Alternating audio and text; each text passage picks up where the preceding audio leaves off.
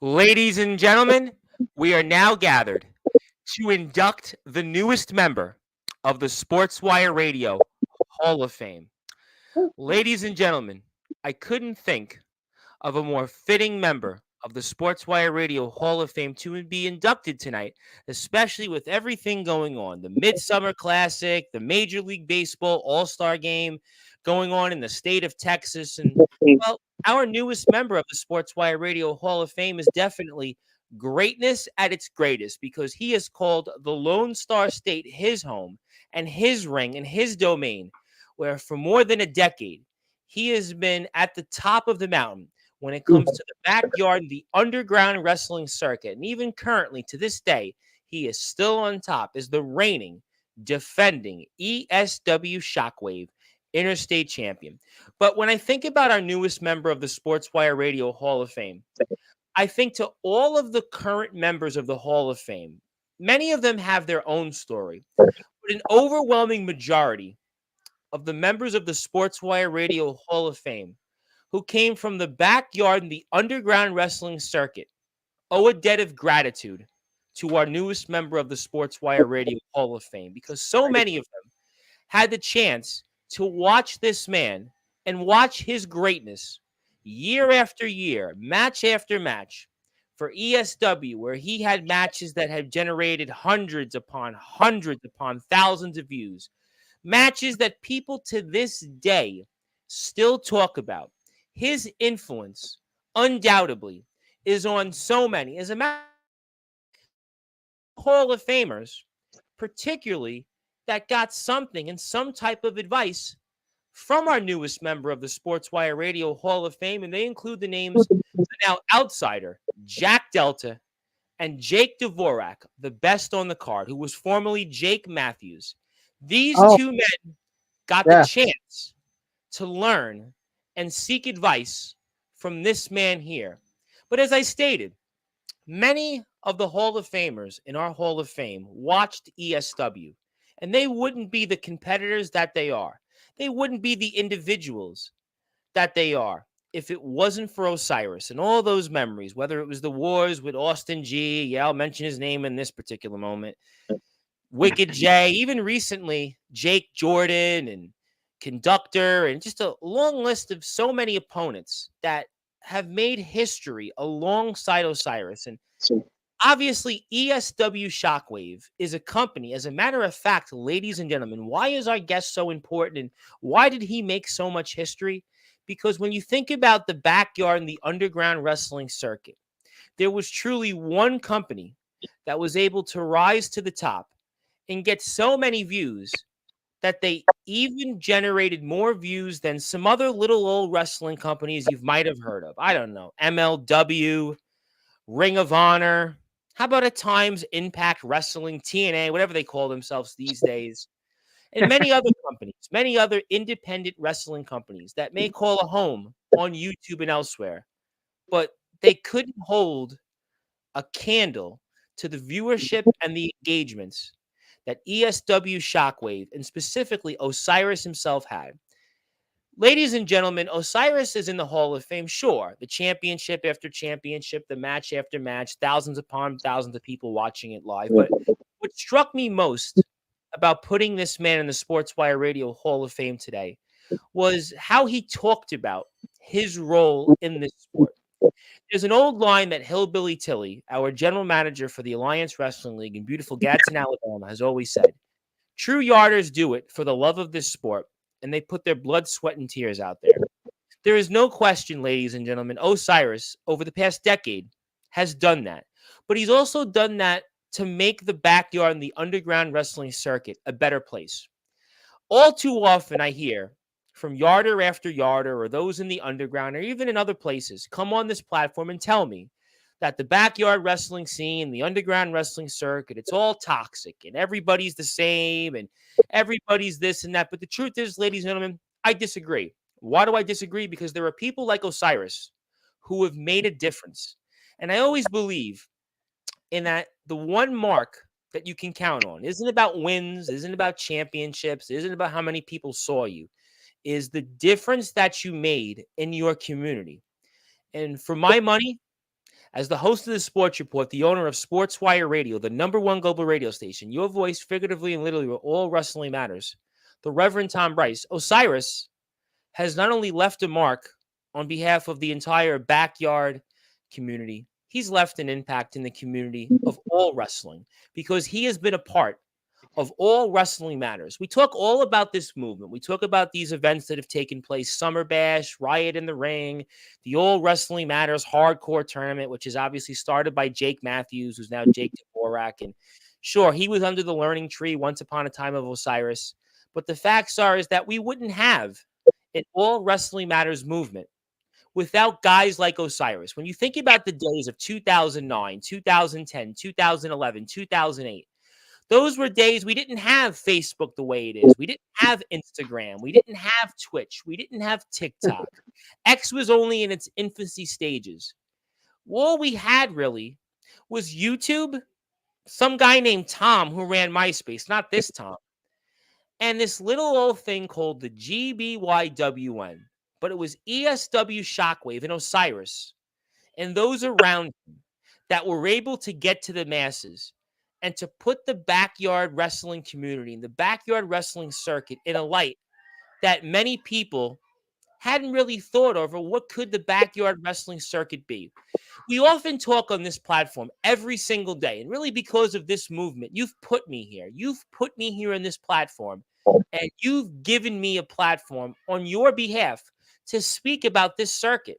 But the truth is, Osiris did the work alongside others to continue the burning candle and the flame of backyard and underground wrestling as we know it.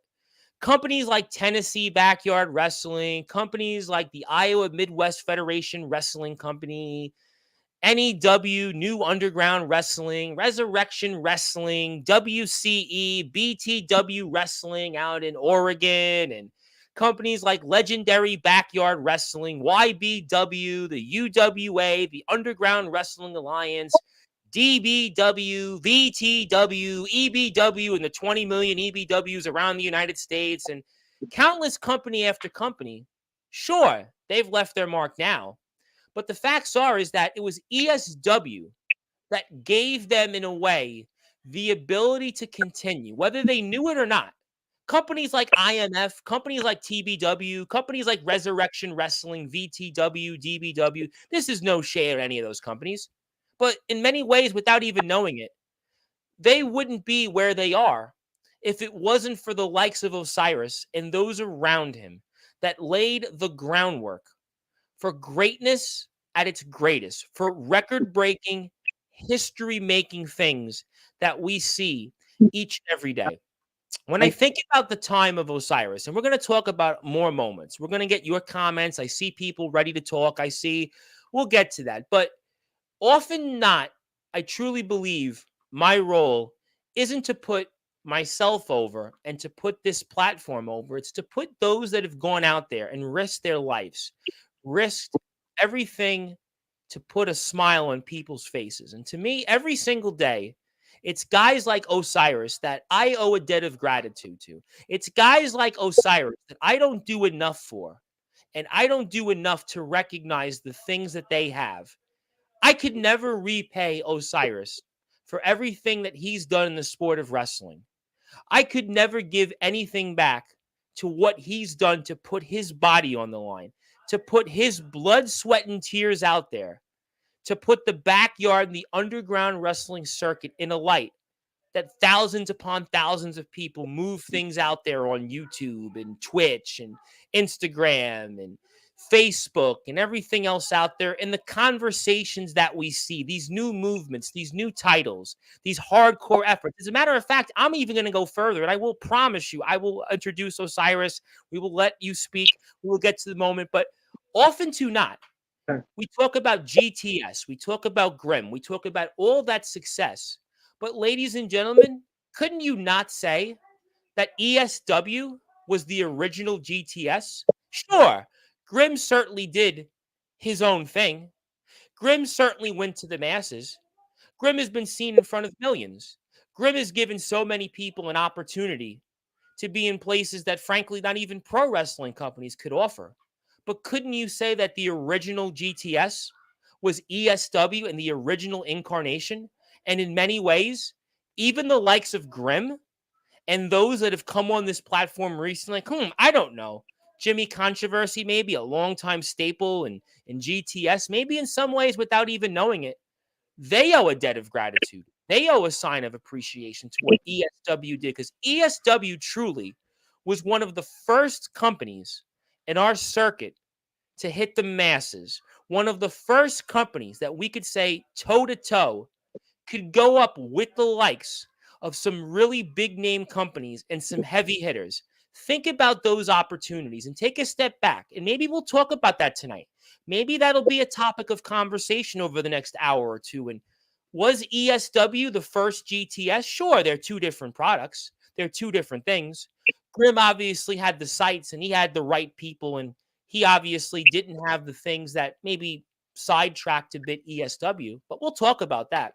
But the facts are, ladies and gentlemen, this man, Osiris, is one of the greatest to have ever stepped foot in a backyard and underground wrestling. We often talk about Mount Rushmore in the backyard and the underground wrestling circuit. Sure, today we talk about traveling wrestlers like Jack Delta, who had a chance to be in ESW Shockwave and MEBW and WCF, and he did it. He certainly is a guy that's the next generation. We talk about guys like Aaron Blaze, who's doing it, D'Angelo LaFlame, Jake Dvorak had a stint in ESW. We talk about all these different guys, Atomic Titan, Joshua Allen. We talk about Ledger Shade in the past. We've talked about Mr. Judgment. We've talked about all these different great names, these great individuals. But you can honestly say, ladies and gentlemen, there would not be a Sportswire Radio Hall of Fame and a majority of those Hall of Famers without Osiris and without his legacy in ESW Shockwave. Ladies and gentlemen, as I stated, there is no better fitting person to be in the Sportswire Radio Hall of Fame tonight on this date, July 16th, 2024.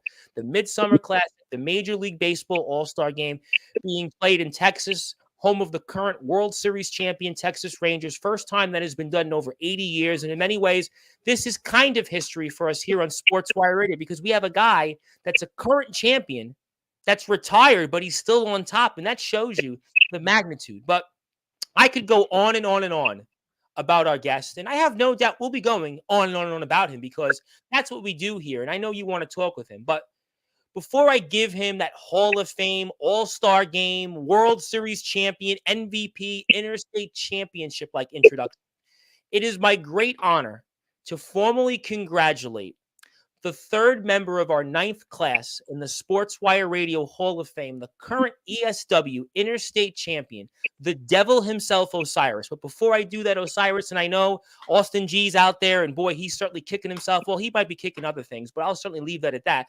But the facts are, before I officially congratulate you and put you into the Sportswire Radio Hall of Fame, it is time to give you that introduction that so many that are in the Sportswire Radio Hall of Fame that owe a debt of gratitude to you, like Atomic Titan, Jack Delta, Jake Dvorak, Omen Black, Soldier GP, Justin Parsley, Anthony Steele, James Taylor, a whole list of others, Joshua Allen, Josh Fletcher, Jackson Law, so many others that have had that opportunity to be here.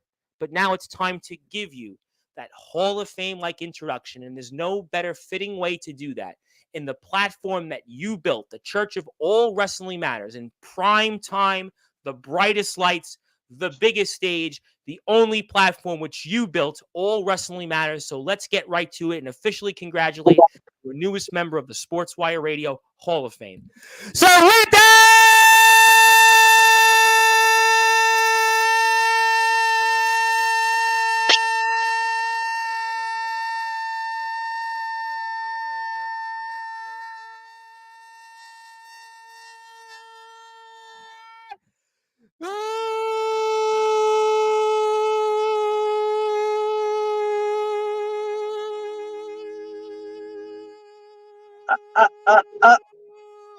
wait for it. Further ado, here on the Sports Report.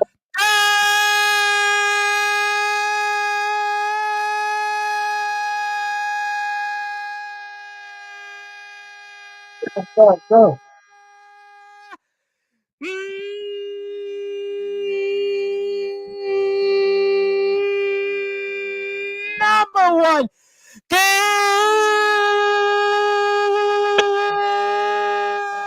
Cable Sports Show, the newest member of the Sportswire Radio Hall of Fame, the ninth member of the third class of the ninth member, 83rd member of our Sportswire Radio Hall of Fame, and the reigning, defending ESW Shockwave Interstate Champion. His name is simply put, the Devil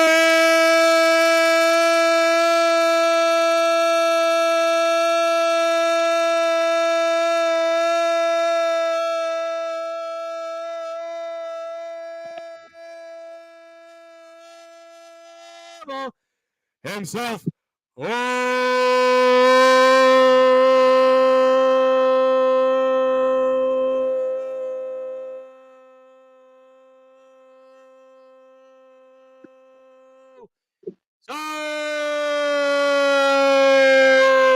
Osiris! The champ is here! Congratulations, my friend. You're the newest member of the Sportswire Radio Hall of Fame. Thank you. Thank you so much for such an amazing introduction. And not just what just happened just now here. All the stuff you said. That was very well said. And you showed me that you know how to deliver it well.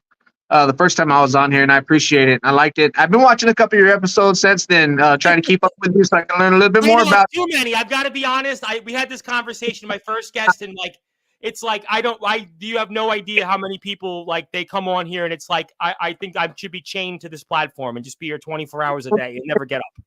You're doing your thing, and I respect the shit out of it. And I've been watching some. I think I commented on a couple of them. You have. You've been here a couple times, and I can assure you that I would need a scorecard with how many people have been here, in the last 2 months. So it's been a wild ride. It's been a journey. I would really say I've been doing this for almost 6 years, but really I want to say in the last 9 months, it's really to me where we've had a real following, a real platform. I've done college sports. I've done British pro wrestling. I've done boxing. American sports, but there's been nothing to me like the support that I've garnered in the backyard and the underground wrestling circuit. And really, without it, I don't think I would have the following, and I don't think I would be here in this room. And it's really because of the people. The people have put me here, and just like you've done what you've done, and I wouldn't be here, I wouldn't be here really without them. So I can't say enough about that. You're absolutely right. That's who makes all of us. That's who puts us on the stage. They are the stage, basically. I mean, sure, we're performing on the stage in front of them, but they're the reason we're there.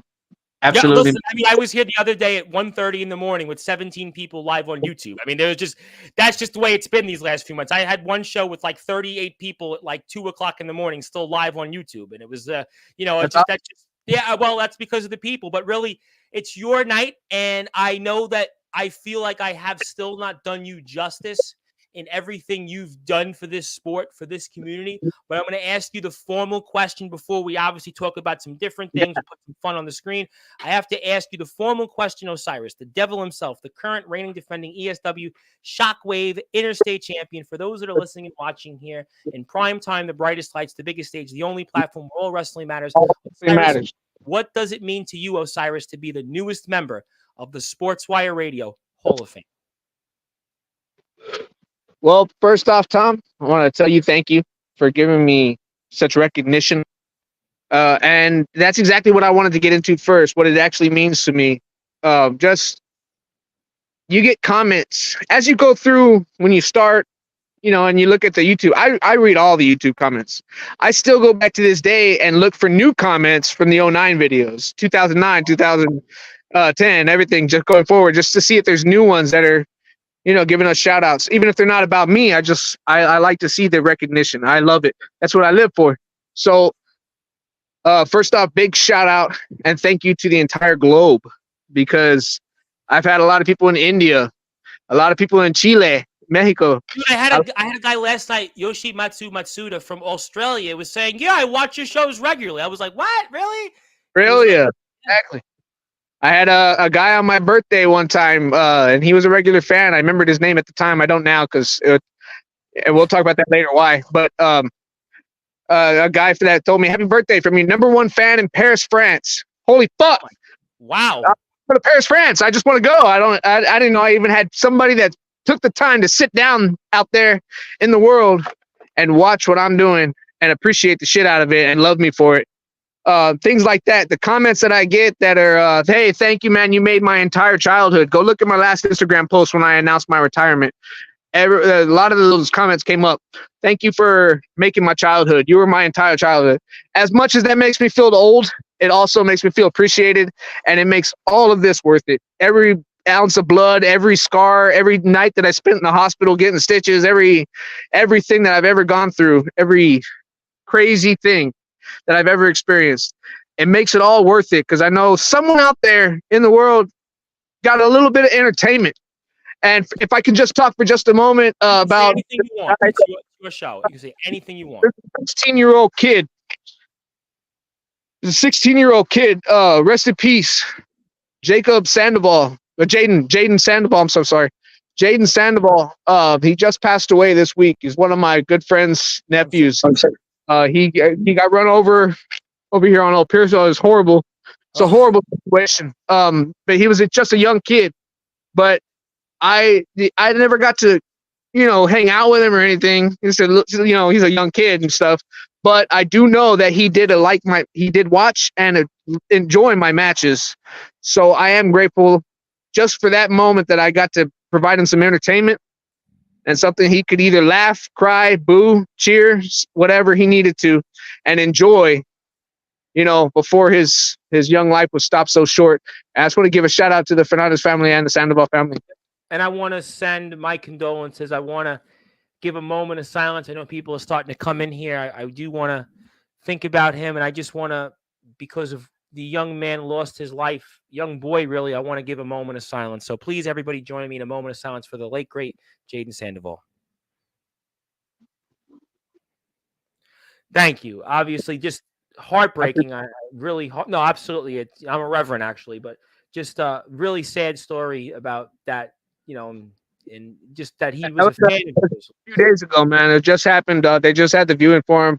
But things like that, like I can at least I know I may not have ever, hung out with a guy, but at least I know that just for a couple moments of his life, he was entertained, and I got to provide him some entertainment, someone he could be a fan of, someone he could enjoy and watch and relax and get away from reality with for a little bit.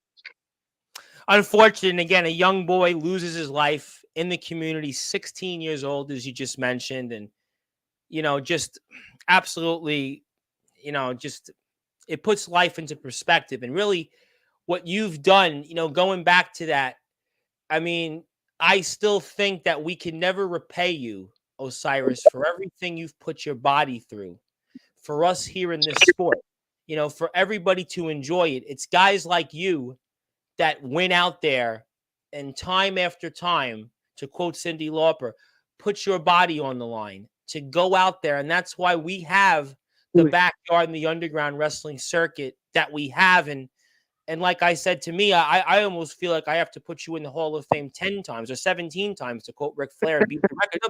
No, it's a serious point because, 2009, like I stated, I mean, we didn't have all these social media platforms, and you guys were able to do it. You guys were able to do it also at a time where backyard wrestling had taken a downturn. It wasn't the glory period of 2001, 2002. It wasn't what it was. So you guys were able to do that.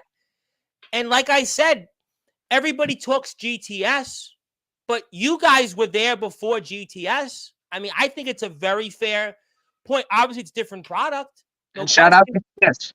Absolutely. Oh, listen, Jimmy Controversy comes on here. This is no shade at them. Rad Dad, Gabe Sayers, a lot of guys I know at work in GTS. But what I'm really saying is that even places like GTS, there was one who started first, and that was ESW Shockwave. And you were a part of that. You helped, and I think in many ways, rebuild the backyard and underground wrestling circuit. Thank you. And then words like that, man, that's what makes it all worth it. Because at the end of the day, I was just trying to, I don't know. So let's go back to when I started backyard wrestling. We didn't talk about that the first time. Let's talk about it. Good point. when I started backyard wrestling the first time, this was in my yard, and we were in the front yard. We weren't in the backyard. We were in the front yard. So I called it Front Yard Wrestling Entertainment. Let's go with a generic name. FWE is what it was at first. And there's 100 BWEs, and that's what it came down to later, is Backyard Wrestling Entertainment. But yeah, I started there doing, and it wasn't scripted. It was just us kids messing around, and I was gonna get a deal with us for a local public access. I believe everybody has. And we were gonna get a deal with them, and we were gonna be on all the time or whatever. And it never came to fruition. I just never jumped on it, I guess, and turned the tapes in. Mm-hmm. But we did put a lot of work into the show, and I even made a recap once where I was just pausing and recording the video as I went through music with it. It was horrible. But then I went and I got trained for 2 years in the Indies with my 3 trainers. Shout out and rest in peace, rest in paradise to Jacob Ladder, Spiro, and Mad Dog Ken Johnson, someone who got to work with Shawn Michaels in the training of Shawn Michaels, the legend himself, Heartbreak Kid. Something also amazing. I also got to work a clinic with Daniel Bryan. Also got that the first time here. Yep. Nielsen. And some other guys too, but those are the big ones I want to. For those that don't know, was actually trained in Texas, in San Antonio, by Shawn Michaels himself when he was in the period of retirement. He had his own company on the side, which ran for about 2.5 years. I think it was TWA, if I'm not mistaken. It's still around, still run by Rudy Boy Gonzalez. He's still here. Now he eats a 10-piece wings while he yells what they need to do in the ring now. So it's a little. Reminds me of my baseball coach in high school, but that's a different conversation for a different time. That's why I'm here, not in the baseball diamond anymore. But so and then these are the MySpace days. 2009 comes around. I'm hanging out with my friends. We're smoking out, hanging out, doing what kids do as we're teenagers. And I saw an ESW video. I was looking at Backyard Wrestling. I was a big fan of the old Backyard Wrestling DVDs. I don't know if you guys remember those with Josh Prohibition, M-Dog, Matt Cross, M-Dog 20, Matt Cross. There was an article here in New York about some of that scene in the New York Times, I remember years ago, so sure. Yeah, I had all of those DVDs. They were unfortunately stolen from me, but I had them all. And I was watching the shit out of them. So after I finished those, I start looking up Backyard Wrestling on YouTube. YouTube's coming up. It's getting big. That's when it's coming around. And I found one of their videos. There was a video where Alex G jumps off the top of a ladder. It's on the deck, and he face planted right into the ground. And that moment right there, I was like, I looked at my friends. I said, guys, I could do this. I want to do this. That's awesome. These guys are in Texas. I'm going to message him. And I messaged him on MySpace. Wow. Just like guys do nowadays, where they message, they want to be part of the show. However, I was lucky enough to do this in their first year. So they needed somebody. They needed someone new, a fresh face, someone that didn't go to school with them, someone that's going to, change the scene, as it were. And so I was like, hell yeah. And he said, hey, can you bring a belt with you? I'd like to debut a new belt too. We'll just have you start the division. Let's do it.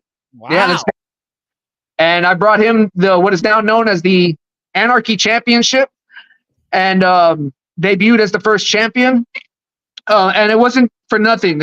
I went there. He told me he just wants me to cut a promo to kind of hype up the debut.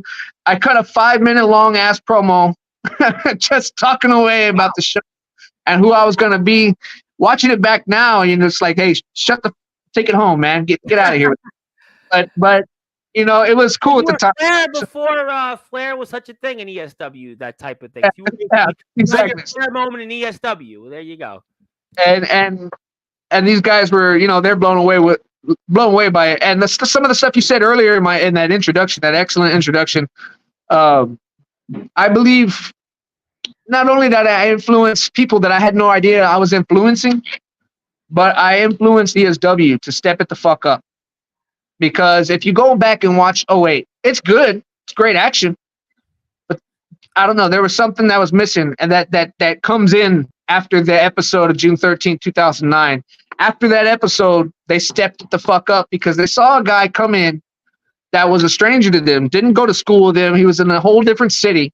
And I stepped in there, and I feel like I I blew them away, which they told me, but I feel like I forced them basically to step it the fuck up in that respect, and they did, and we got even bigger and even bigger and even bigger, and like you said, we're getting thousands of views. I think it was 345 every 2 weeks or so. It was amazing, and we got great opportunities after that. You know, I put in great storylines, had some great matches, guys like Beaner Andrew. I had some of my favorite matches with, and I'm going to come back to Beaner Andrew in a bit here because he is one of the favorite guys I've ever stepped in the ring with.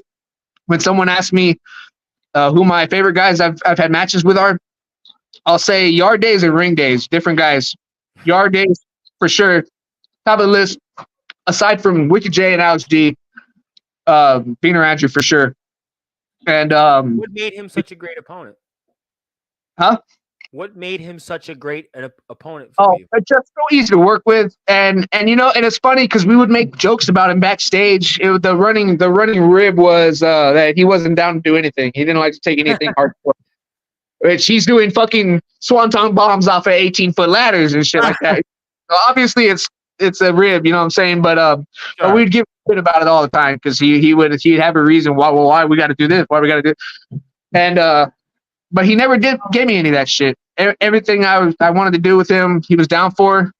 Because I always had an explanation for my stuff. Also, the reason I'm doing something, there's a reason I'm doing anything I do, and he respected that. I respected his thought process. He had a great mind for the business, and we had great matches.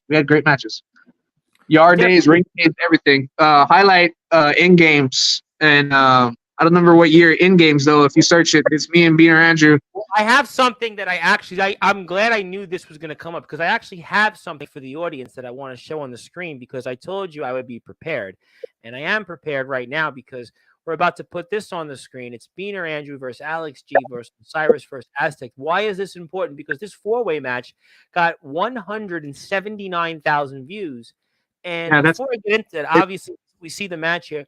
Let me ask you, you said specifically June 13th, 2009.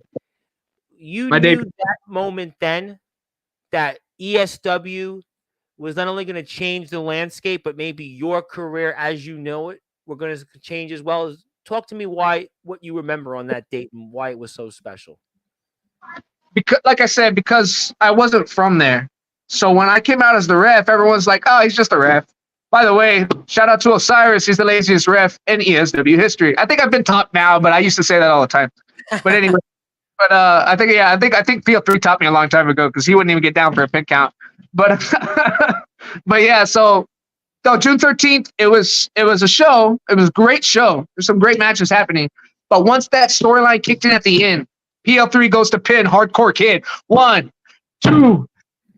And I stopped. ESW is introduced to the era of Osiris. And if you watch any recap after that, and you watch any recap before that, I'm telling you right now, you can just see the change in the weather. You can feel the change in electricity. You feel like they stepped it up because who's this guy? You know what I mean? They don't know me. So it was like, who's this guy fucking coming in here trying to show us up? So they stepped it the fuck up too. And which they did. And shout out to every man involved back in the day in the Yard days. Those are my days. Those are the glory days. Those are my boys. But, you know, we're watching it here. I know we spoke about this before, and I still want to present you something in a little while. I mean, look at the people that are there live watching this. I mean, you have a significant amount of people just in the crowd there. I mean, talk to me about what that was like, just knowing, okay, yeah, you know, I'm going to have X amount of, because everybody that, listen, let's be real. Everybody that puts out a backyard product knows that the YouTube algorithms are what they are. You're getting 500 to 1,000 views basically if you don't blink. But you here have, I don't know, 100 people there outside. I mean, what was that like for you coming right in off the bat? This fresh kid, and you're seeing all these people out here. Bro, I'm going to tell you right now, coming from my yard where I would get max 10 people. That's the stand. I watch a lot of this stuff. You know what's out there. You know, that's the stand. You get a few friends, 2 family members, maybe 1 or 2 members that aren't wrestlers are there. 10 people. All right, that's the standard. But you got like legitimate fans here. This isn't like I got a few people. You have fans here watching. There's a crowd in that yard. We would fill that yard, and that's not even one of the big crowds. That's actually a pretty light crowd right there. And we were having a tribute show for Wicked J's mother, rest in peace. Yeah. Such a great crowd. Wicked J part of that crowd also, by the way, also rest in paradise. Too many people that we've lost that are such great fucking great cornerstones of this industry, man, of what we've done. Way too young, too. Way too young. This show, I think, is what started the downfall for Jay. Just the mother passing away and everything. He was his best friend. And we miss Jay every day. But those crowds, I was like, the dream is to get to WWE. That's the dream for me. You want to get to for the big time, and for a lot of people, thousands of people, they just want to be in WWE. If my check says WWE, I don't give a shit what I'm doing for you. I'm signed to the WWE. I'm happy. I don't give a shit. That's great. But to not be there yet, I'm in training with Jacob Ladder, and he's telling me, I got to step it up. I got to figure out what I'm doing. My moonsault, he gave me a moonsault as my finisher back in the day, and I was a big fan of flying. As you can tell from the years, I don't fly. But that's what he wanted me to do. I wanted the crossface was my idea at the time. I wanted the crossface, and he told me, no, we need to do high flyer stuff with you because you're smaller, and that's what's going to get over. Okay, cool. I did it. I tried to do it to the best of my abilities. Had some bloody stories. There's a guy, Andrew Lucid, that was in Drew Lucid, that was part of the show. We're learning up and overs, where I throw him into the corner of the ring, and he spreads his legs up. I go under him. He flips over me, and it's a sunset flip. Perfect spot. Old school classic stuff. Great. And but I wasn't able to get through it. I actually accidentally, when he jumped up on the rope, split his leg so I could go under him. I ended up headbutting him right in the balls. And so we had to redo it. We redid the spot. This time when he jumped up to open his legs, he kicked me right in the fucking nose. And I bled all in the fucking back. It was horrible. But it was a good memory. I just wanted to share that one with you. That was a good memory. Absolutely. I'm watching the match, and we're here, of course, with Osiris, the newest member of the Sportzwire Radio Hall of Fame, the current ESW Shockwave Interstate Champion. My name is the Reverend Tom Bryce. Your voice, figuratively and literally, Real Wrestling Matters. I'm watching something like this with this kind of crowd. Talk to me about, do you prepare with your opponents beforehand, knowing what you're going to do through your bodies and what's going to go on and the things? Do you guys get a chance to talk about the match and prepare beforehand in these types of matches, knowing that there's a crowd? Do you get there hours early? What do you do here to have these kind of matches? That day, we practice the day before. If it's a big thing like a 6-man tag, or something that's going to be the whole show or most of the show, then we'll practice the entire week before. And just going over it, not really doing the bumps. I don't like to practice bumps because I feel like if you practice a bump and it's something scary and you actually get scared of it, you ain't gonna fucking do it right in the show. So I'm more of a, okay, cool, that's what we'll do there, and keep moving. I don't like to practice bumps. It's something Alex would harp on. No, y'all need to do y'all's bumps. I would only do that if I went in there with some kind of energy that nobody could explain. I remember for the Extreme Rumble 3, I had just come back from Corpus Christi, and I was sitting in a fucking 3-hour car ride. So when I got out the car to go to practice, I was fucking taking bumps on the ground, having fun. But that's dumb in hindsight, because you could have fucked yourself up and not been able to perform the next day for one of the biggest shows of the year. As you talk about those things and how important it was to prepare a week ahead of time, what do you think lacks in the current backyard circuit in terms of preparation? We see a lot of these things out there, and I watch a lot of it, truth be told.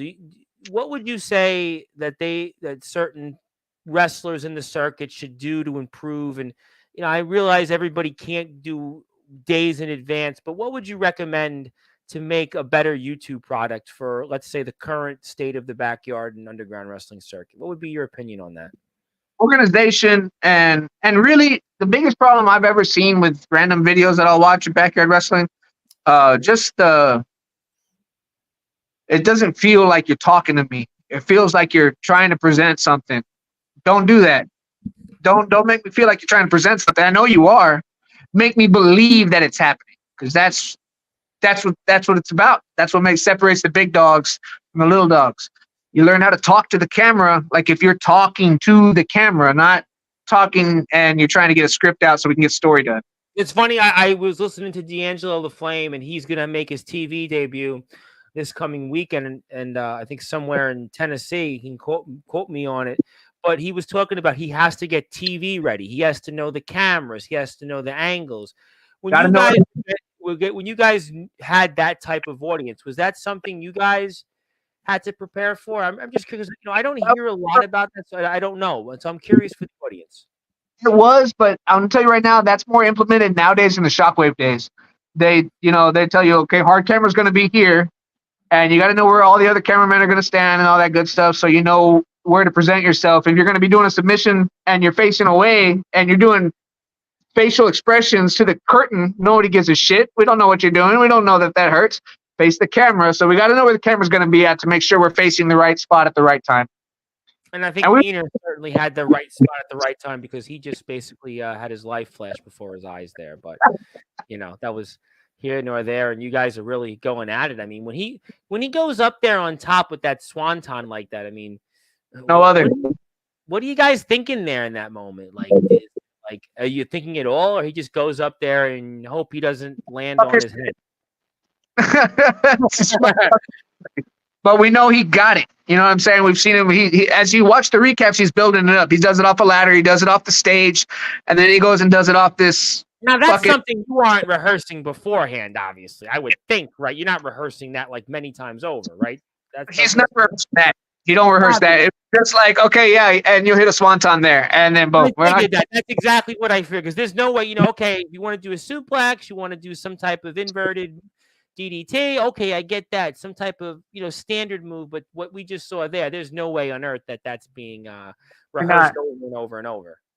Absolutely not. Little moves like that, yeah, spine busters and stuff, but big things, no sir, just in case. And stuff like that, when you're going off an 18-foot high scaffold, man, you're not going to practice that anyways, unless you're Vince McMahon and you're 72 years old and you're nuts. But well, he's definitely nuts. But let me ask you another question on this. As we're obviously speaking to you, we'll take this off the screen for a second. I'll take this off. I'll press pause, and we'll take this down and go like this.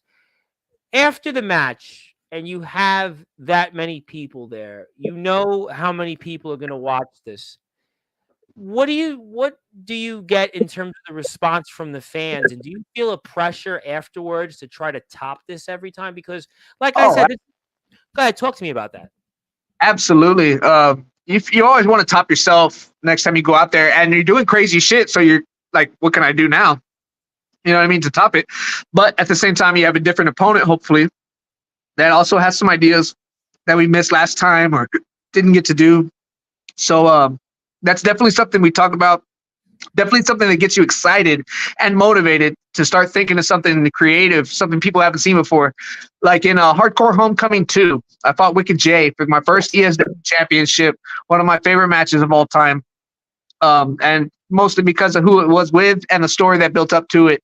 And the story I have behind it also, which I'll get to in a second. But I got to spear him through the set, the entrance set in that match. We went through it, tore it down. All the guys ran out. They wrapped towels around themselves, ran out like if they were showering in a tent. Like, shut up. But it was excellent. It's funny, and people laughed at that. People liked it. It made it a little bit more, I guess, real in a sense. And they're not showering back there, but they fucking run out in towels like they're getting changed. Holy shit, this dude just went through the set, and stuff like that just makes those matches higher than what they were originally gonna be ever without that spot in it. And you're just grateful for it, and you got to think of what you can do now to top that stuff. And but the response you get afterwards from those fans would stay, and they'd have a whole party afterwards, and they would be singing your praises all night long if you were one of those guys, and that left a lasting impression. And me going on main event pretty much every show back then, I was the last thing they saw. So I get all kinds of good response, good word and stuff like that. It's good feedback, I guess I'm trying to say. I'm sorry. Well, I clearly see that. And I have a lot of people that want to say hello. There's a lot of questions. Let me get to people. Start things off here. Zilla is usually here, and Zilla would like to say hi, Osiris, or usual stuff. Jake Dvorak, who I mentioned, Jake Matthews. Hello, gentlemen. Too. And yes, good. Jake is a good man. He's got the All Wrestling Matters Hardcore Tournament next month, getting ready for the loudest intro known to man. You might want to say that D'Angelo the Flame, another young man who I mentioned, traveling around the circuit. He's been traveling everywhere. My buddy Ace Reed, who's in Australia, he is also announced to wrestle the legendary Matsuda himself, Matsuda, who's obviously Japan, wrestled from Australia, as a musician and rapper and everything else. He'd like to say good day to both of us. Shane Davidson wants to send condolences. I have a ton of comments from Glory Kid. Let me get to them. Shout out to Osiris, the greatest character in ECW history, next to the legendary Wicked J. Hope all is well, been champ. Your legacy has been cemented in this business forever. I like to think so. Also, yep, I think we got the same comment. Let me get to another one. I think we've talked about this before, so I don't want to harp too much on it, but obviously he has his opinions on the product, and he'd like to go further and say, after his debut, the pace in the company changed in a major way. The bumps were more intense. The spots were more innovative. The storylines reached heights that really... So I think what his general point is that there was almost a plateau that you guys all had in the early part of the last decade where everything was real. There was a realism. There was a believability. There was a storyline. There was those things that made you guys rise to the top. I think it's his general thought, and I'm sure you'd have a thought or two on that. Absolutely, and that's exactly what I was saying. Once I debuted, you could tell that they changed it up. They were trying to put some more thought into it, trying to make it more real, because they realized they had a guy that's coming from the Indies that's going to criticize them, even though I really wasn't, because I'm actually pretty humble compared to what I may put off.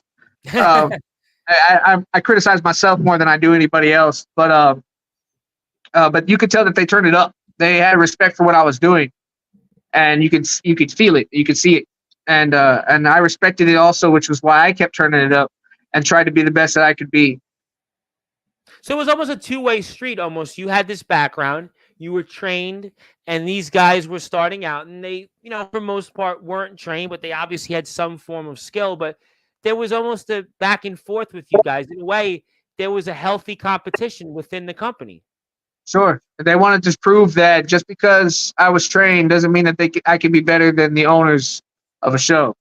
And it comes down to ego at the end of the day, which is also why the last time I was here, I was touching on me wanting to train people, because I'm the only one. And that was a big topic on my TikTok, because I posted some of those things and we had them here on Instagram, and I had a lot of reactions about that, because people were wondering, like, you're a man that's done so much in this sport, and you would have thought that you would have been basically given carte blanche to do what you want. We even talked about you leaving the company and the surroundings of it, and it was just rather bizarre. And that's what ego, unfortunately, it's not just to me in wrestling, and anything in life gets in the way of something that's successful and why it doesn't prosper. And I think that really shows its ugly head, more or less. And that's why they're on the decline, because of that kind of stuff. They haven't even put out a show in weeks, ages, and you hear nothing from them. No social media, no nothing. I said it last night on my show when we had on Comatose, a guy who did BYW Mania, a guy who's in Oregon, Idaho, definitely, a good, humble guy going out there doing it for the right reasons. And, I said, at the very least, even if you don't listen or watch these shows on Sportswire, you know who's coming on. You have at least a sense. But with them, and not to harp on, because I really want to celebrate you and I want you here anytime you want, but you don't get that sense. It's almost like as if they're running like underground, literally. It's almost like a level of secrecy. It's almost become a private club, more or less. I mean, that's to me why I think the company, I hear nothing from, nothing. Not a thing. Peep. Crickets. Absolutely. And that's what they'll give you, because they believe that by doing that, so check this out. Back in 2009, I'm getting fan feedback. I'm getting messages on MySpace. As we move into Facebook, I'm getting messages on Facebook. Everyone telling me how much they appreciate my work. And I would respond to them, because I read every single comment. If on YouTube you've ever said something about Osiris, guarantee I've read it, ever. ever once. If I see the name Osiris, I'll read it. I'll read other ones too, but I'll skip some if they ain't talking about me. If I see the word Osiris, I am reading that comment. I promise you I've seen it. Thank you for all the love and feedback for over the years. But as I'm getting this feedback and I'm responding to it, we're also told in the back, don't respond to these people. Stop responding. Quit being a mark for yourself. Quit whatever. And they're downplaying, appreciating the people that are appreciating our work. And when I was a heel, sure, I respected it, didn't respond. It makes sense for heels. But when you're a face and you're told the same thing, shut the fuck up. I'm going to appreciate fans. I love fan interaction. I think fan interaction, like back in ECW days when they let the guys hold the chair and they'd fucking let them hit the guy or whatever.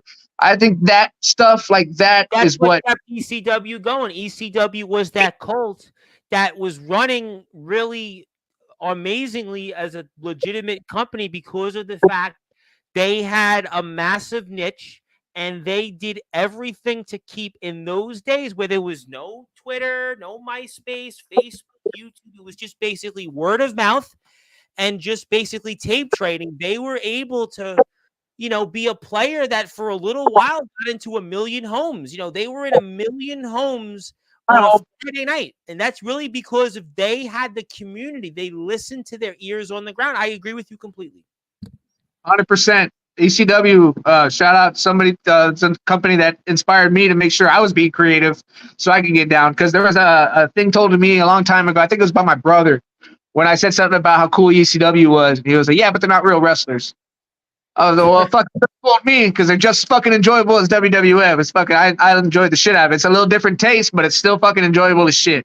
Absolutely. And I like that stuff. All those big pops from the light bulbs, the falling in the barbed wire, because people know what that feels like. Shit like that. Those oohs and uhs and uhs and shit like that. That's what made it worth it, just to hear it. And what made me even more proud about it, what I was able to do is because you would hear those oohs and ohs from light bulbs and barbed wire. But every time I hit my kick, every time I hit the NGOA, I heard the same ooh every time. Ooh. And that made me so proud. And I cannot express to you how much, how proud I am of that move and what I was able to do with it. Because people legit would fucking cringe every time I hit it, whether I hit it on my wife, which I did, one of my favorite memories ever. We'll talk about that later. Or I hit it on a brand new guy I didn't even know and had no feelings towards. It was always ooh, and that made it amazing for me. And that's what really delivering is all about. When you hit that delivery, not only you hit the story, that's great, and everyone loves the shit out of it. But when you hit that move and you can do it so well that everyone's like, "Holy shit!" You know what I mean? But you didn't knock nobody's teeth out. You kept them safe. They made you look like $1 million, and even you, on the other hand, also made them move look like $100. You're delivering. We made ESW about $1 million here because I'm watching the tag match you four had at 305,000 views. What's that? What are the views? What's that? What's the views on that tag match right there? 305,000. 305,000. And you know what? When I was doing that match, I was like, man, this match fucking sucked. I felt horrible about that match. And I was talking all kinds of, I felt like I wasn't on my game. I felt like I fucked it all up. But the views fucking say otherwise, and I can't argue with that. You thought this match would get, I don't know, a couple thousand views, and you thought, we'll just move on from it. But you didn't realize it hit 305,000. 305. Yeah. I mean, there are companies that come on this platform and, they don't think they've had 300,000 views in their entire company's history. And this got 305,000 match. It's one video.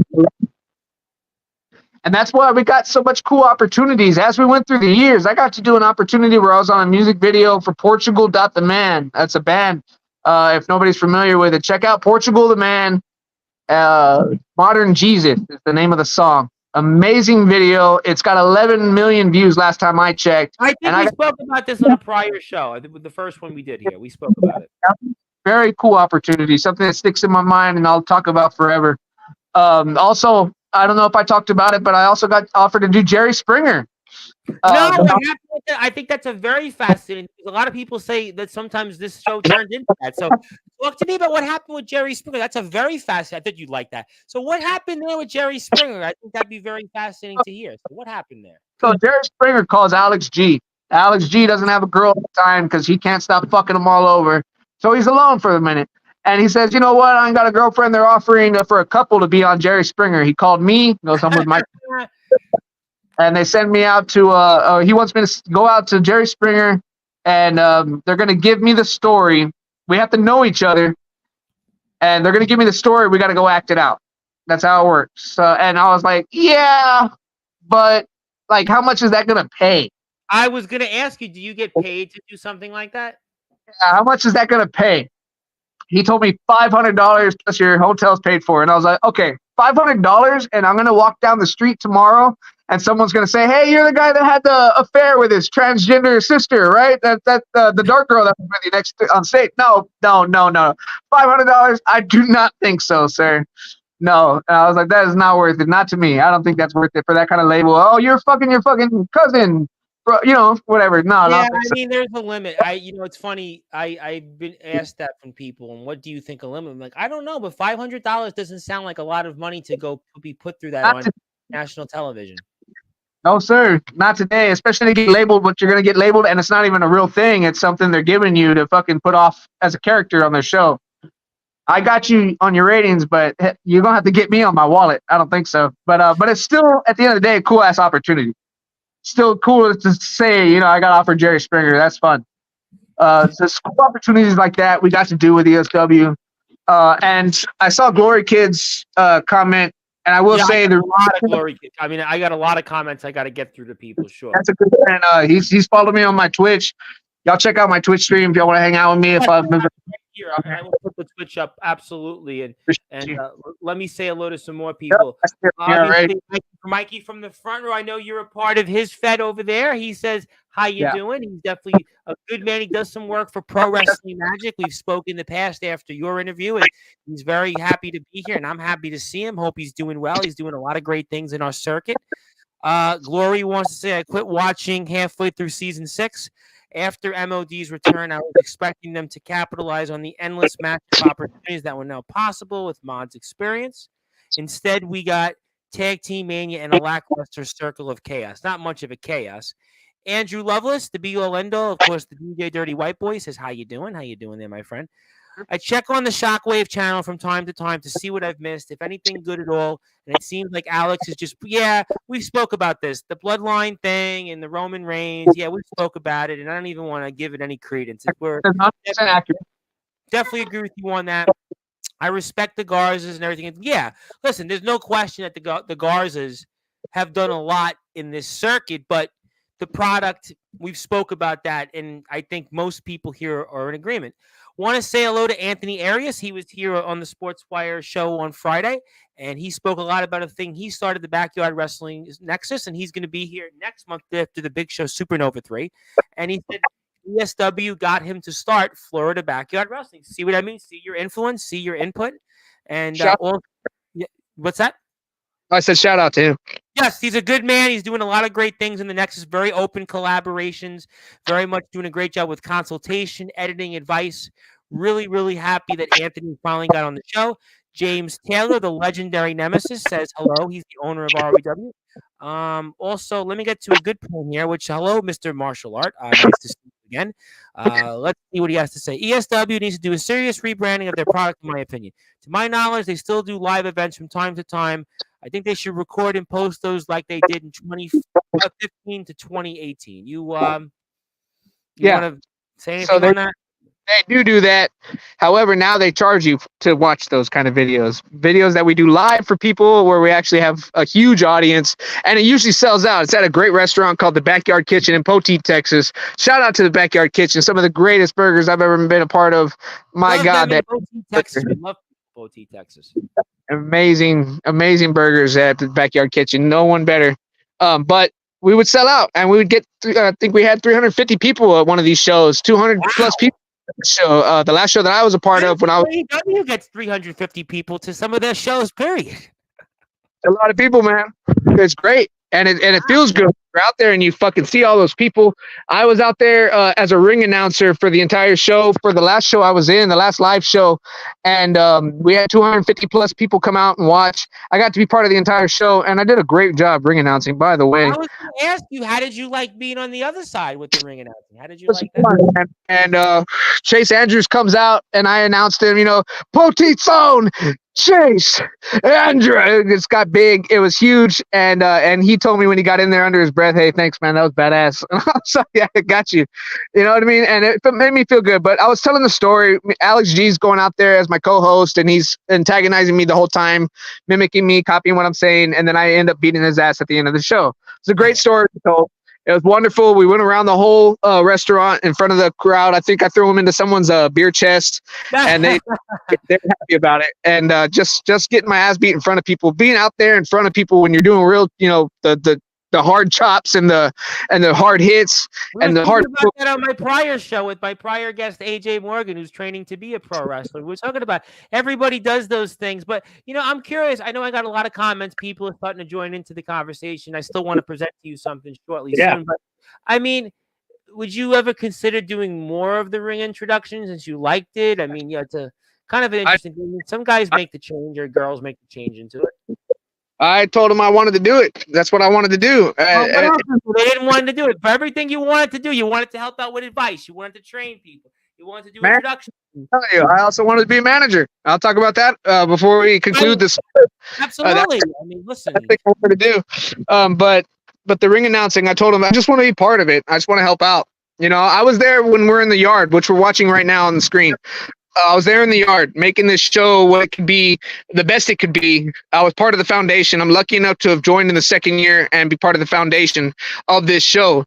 And I just want to be part of it when I'm done.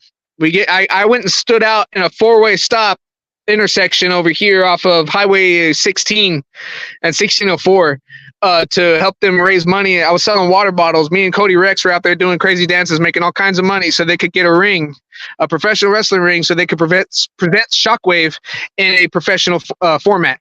And that's what we wanted to do. That's what I helped them out do. We got there. We did Shockwave. And I told him, when I'm done, man, I still want to be a part. I still want to help out, even if it's just ring announcing. So he said, okay, cool. Well, this is your chance. Let's see how you do. And I did badass. I did badass at it. And I was real happy about it.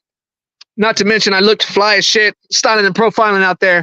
I had my suit on. We know you are anyway. Listen, that's why you're record breaking, history making, chain smoking, you got all that stuff there. And I got more comments. Let me get to them. I got that. Thank you for the comment. Let me go with this here. I wish the final Osiris conductor rivalry was given proper attention. Didn't even present it like it mattered. No, yeah, I mean, that's a good point. That's a good point. That's another one of those things that should have been done better. And, 100%. I don't want to say the politics part of it, but I want to say that there's definitely. That's what it is. Yeah, I know. I'm trying to be pedestrian about it. I'm trying to be very pedestrian about it. I got some more comments. Anthony Arias, my buddy, says MOD and Osiris versus the Garzas from the reunion 2012. Probably one of, if not the best BYW match I've ever seen. I still watch that from time to time to this day. When you hear something like that from a guy, again, Anthony Arias done a lot of great things out there in his own right. I mean, when you hear something like that, what does that mean to you? I'll tell you right now. Let's talk about the reunion. Let's talk about it. That is my favorite backyard wrestling memory ever, and I like to look at it as my final backyard wrestling match ever. Oh, well, no, I guess the reunion stuff was, but that didn't conclude as well as I'd like it to. The reunion was amazing.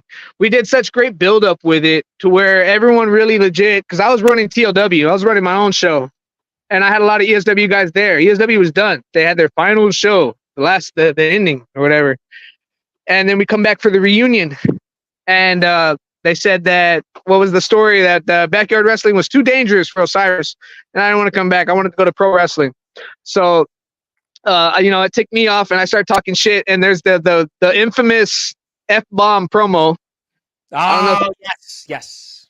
Yeah, it's an infamous F-bomb promo. I swear, I think we counted. We were drunk one time. I don't know if I could play that one here on YouTube. I don't know if I could do that on my show, but I do know it very well. Yeah, it's a super popular one. I dropped more F bombs than the South Park Uncut movie, the first one. I'm right now. I set a new record. I had to.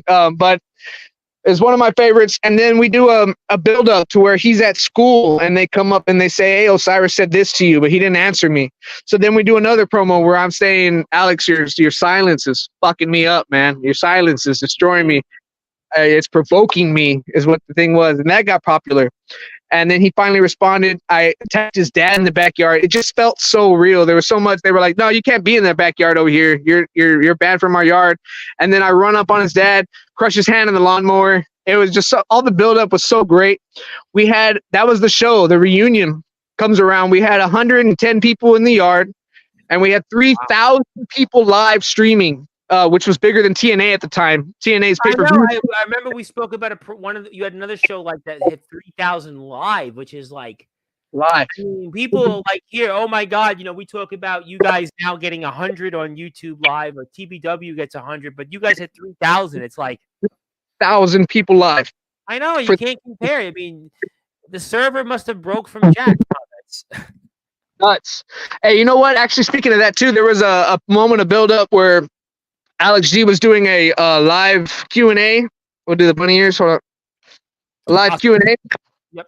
And where he's talking to the fans about whatever, and then I sneak in behind him, and his camera actually started fucking up because people were logging in, and so many people were getting into it. And his camera was fucking up, so it's playing in slow motion. So you'd see me sneaking in, and then I was gone because I was right behind him. And then I'd be behind him, and then I was coming up, and it was like, "Hey, turn around! Hey, turn around!" And then I fucking smacked him into the camera, like that angle, so it looked like he hit the camera, and it fucking cut. The internet broke right there. Boom, it cut, and it just beat the fuck out of him. We came back on live, and I was just knocking the shit out of him. I was going after, and the mic had fucked up. The audio went out, so he was live in person with me. He was like, "Hit me harder, harder, harder, harder." I was like, "Bitch, I'm hitting you fucking hard." Like, we're going at it. We're having fun. It was a good time. Wow. But it made it so great and so real. When we got down to that reunion match, it didn't really matter what we did. If we went out there and stunk it up, it still would have got cheers. But we didn't. We actually delivered amazingly. We spent 4 hours wrapping a trampoline frame in barbed wire so they could do this amazing suplex spot. I had a crib that I put all the leftover barbed wire in the crib, my baby's first crib that she was outgrown already, so we were going to use it. And we put the fucking, we filled it with barbed wire, and I was going to do a back body drop into that shit.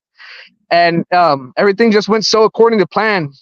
Except for in the match, I got staple gunned into my trap here. Well, that might have been a mistake. Yeah, that certainly something wasn't. So much. I still remember that pain, man. Oh, but, that's going to be one that lasts a lifetime, to quote. But it's a memory. And I still, to this day, also watch that match. It's one of my favorite memories, my greatest backyard performance ever, and fitting because it should have really been, as Glory Kid said earlier in his comments, it should have been the ending. That should have been the end of ESW right there. A lot of people I think they have different things they want to say. Let me get to them. But throwing an NGOA on an episode of Jerry Springer would have been hilarious. Yeah, but I think he told us what it would have been. I don't think the $500. Now, if it was $500,000, I say, all right. Yeah. $50,000, I would think about it. $10,000, I would have thought about it. But goddamn, I think $100. It's got to be life changing. I don't think $500. Not even 5,000. Not even 5,000. I don't think 5,000 would be life changing.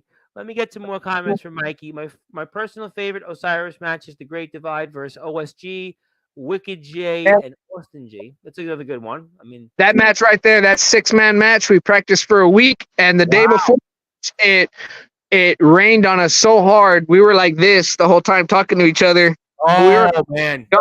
We weren't even doing bumps. We were just wet as fuck, squinting our eyes, trying to talk about the match. Had that problem, I think, with the Summer Bash show that they took place 2 weekends ago. I think the first day down there in Bremen rained, so they couldn't film. But the second day, I think just got it in, and I had watched the match last weekend with a guy in New York, not in where I live, and he was saying it was raining during the match. Like, well, would you think about canning the match? He's like, no, because we just wanted to film it, and you don't know when you get the next thing, and people got to Get it get done. there. And, it's tough. Also would be cool. I might be able to play that. Hang on tight. Let me get to you more comments. Osiris on commentary would be cool because he's obviously worked with you. What is Mike? Mikey's become a friend. What has he been like? You obviously have transitioned a little bit into the kind of like the almost 2K fed promo world. What has it been like with Mikey from the front row? Mikey from the front row, man. This dude's been following me for a long time, and he's been a fan that keeps in contact with me. Like I said, I like to talk to my fans. If I was a Cody Rhodes or a John Cena, I'd be signing everything I could too. I with all the little kids, all the cool stuff, man. Like I think that's shit right there is just American hero stuff. That's what Hulk Hogan did. That's what should be done, and that's the stuff I always wanted to do. So and then we have Mikey. He followed me for so many years, and they actually finally made me on the game that he streams, which is Fire Pro Wrestling, I think it's called. I have spoke to him about it. I have my own promo fed that we took part of, and I still don't really know much about this world, but I'm trying to learn. Yeah, and me too. And I got a bad schedule right now. I'm going through a lot of things in life. My life is not good. Let's not talk about it. I saw it on Facebook. We spoke about it, and it is what it is. But he is, but he comes around with his promo. Hey, can you cut this promo? Because he's doing the game. We do the game as matches, and we don't play it. You just the game plays the AI versus AI, but we cut promos live for it. Wow. Yeah, which is fun. I like doing that. It gives me a little escape from reality for a little bit. I get to go back to being me, and it's fun. I love that stuff. And I'll put every chance I get. And it makes me feel good because I'm helping out somebody that appreciates my work. You know what I'm saying? So that it does hold a good place in my heart. I just don't always get to do it as much as I can because, like I said, of all the things I'm going through, which is unfortunate. But I do appreciate everything he's done and everything he wants to keep me going in the industry in some way. If it's not going to be physically, at least it can be digitally, and I'll be there. Well, I've said that here. If there's anything I could do to keep you live for giving consultation, whatever it is, I mean, there's a lot of people I know in this community that I'm a part of that, I would be honored to have you around. I don't think you should go away. I know you're going through different things now, but there's so many people around the world that they look up to you and guys that you've touched, people's lives. So I think you should definitely not go away. Let me get to a few more comments. And unfortunately, the match, I can't put up, Mikey, for whatever reason. It's not allowed me to put up. Maybe it's due the violence or whatever it is, but unfortunately, I can't do that. With as tenured as Osiris says, would you ever start your own podcast? That's a good question. Would you ever start your own? That'd be fun. I feel like I wouldn't be as consistent because of my schedule. Well, it's funny because my guest before did a podcast, another wrestler. We mentioned him before, training to be a pro, and he did 4 episodes and was like, oops, I don't think I'm going to do this. And then it was like, then he was like, well, how about you? What do you do? And I'm like, well, all you do is see me here. He's like, well, I don't think I could do that. Well, then you're not going to be successful. Yeah. I get asked a lot on doing podcasts. I think you have to find, you would certainly be a guy that a lot of people would want to hear, but then you might look at it. You're a busy guy. Do you want to talk? You're going to be pressured to say certain things. Do you want to go through that? Do you want to do that? I think it's, I don't know. I never like to tell people no. You know yourself better than anybody, but that's, everybody. It's a big thing in wrestling. Wrestlers. I mean, the Undertaker's done a podcast and it's blown up. And I saw Stevie Richards now has been doing a podcast and he's blown up. There might be a market for a guy like you. There is a point to do a podcast. James Taylor, 40,000 YouTube subscriber guy, has done a podcast, but he's had the same issue, consistency. I mean, that could be an interesting way for you to continue the sport of wrestling. Real quick, a while back, a long time ago, I was still part of ESW. Cruise Confidence, if anybody remembers that name, Cruise Confidence and Being Around You, both were people I would converse with out of wrestling and hang out with, and they wanted to do a podcast with me where we would talk about WWE, we talk about ESW, all that good stuff, and we called it was it Cruising with the Greatest Beans? I think something weird. It was something trying to incorporate everybody's name, and it was dumb, but it was a work in progress. But at the end of the day, I was just like, man, bro, like I'm talking all this shit, like I gotta protect what I got going on. I can't just fuck myself off because of the image people expect. And And I think that's a question that you know, you're obviously a name that carries a lot of weight, and I think a lot of people might, you know, you're going to be expected to say certain things. People are going to ask you gotcha questions. You know, if you hear CM Punk talking, you're expecting pipe bombs. Everyone oh, calls. listen, there are guys now like CM Punk, Bret Hart's another one. When Bret Hart talks, you're expecting Bret to badmouth Goldberg, badmouth Shawn Michaels, badmouth Right. Triple H, and Hulk Hogan. But, you know, and he was doing a podcast, and Bret Hart had a podcast about 5 years ago, and he was actually told to stop doing it because all he kept doing was burying everybody in WWE. I mean, and he was getting a Legends deal. So, you know, I think if you want, you're always welcome here anytime you want. I would recommend, you know, not to give myself a pat on the back, but I think wrestlers know they can come here because 2 reasons. Number one, I can take some of the heat off them because I have no problem saying anything. And secondly, you know, it still allows you to interact with your fans and be in the community. So I think, you know, you being here regularly, you know, you're going to be here more often. I think those are things that people would love to hear. So I think that would be the better mean, and not to just because it's me, it's because I think if you watch this platform, you see guys from the community come here because they know that there's a level of trust. There's obviously, I know the community, I know what's going on. I think that that's the best way to go. You know, obviously, Glory Kid asked you about what's next. We've kind of answered that already, so I'm going to move off that question. I still want to give you something. Hello there from Bradley Ralph. What's up, Osiris?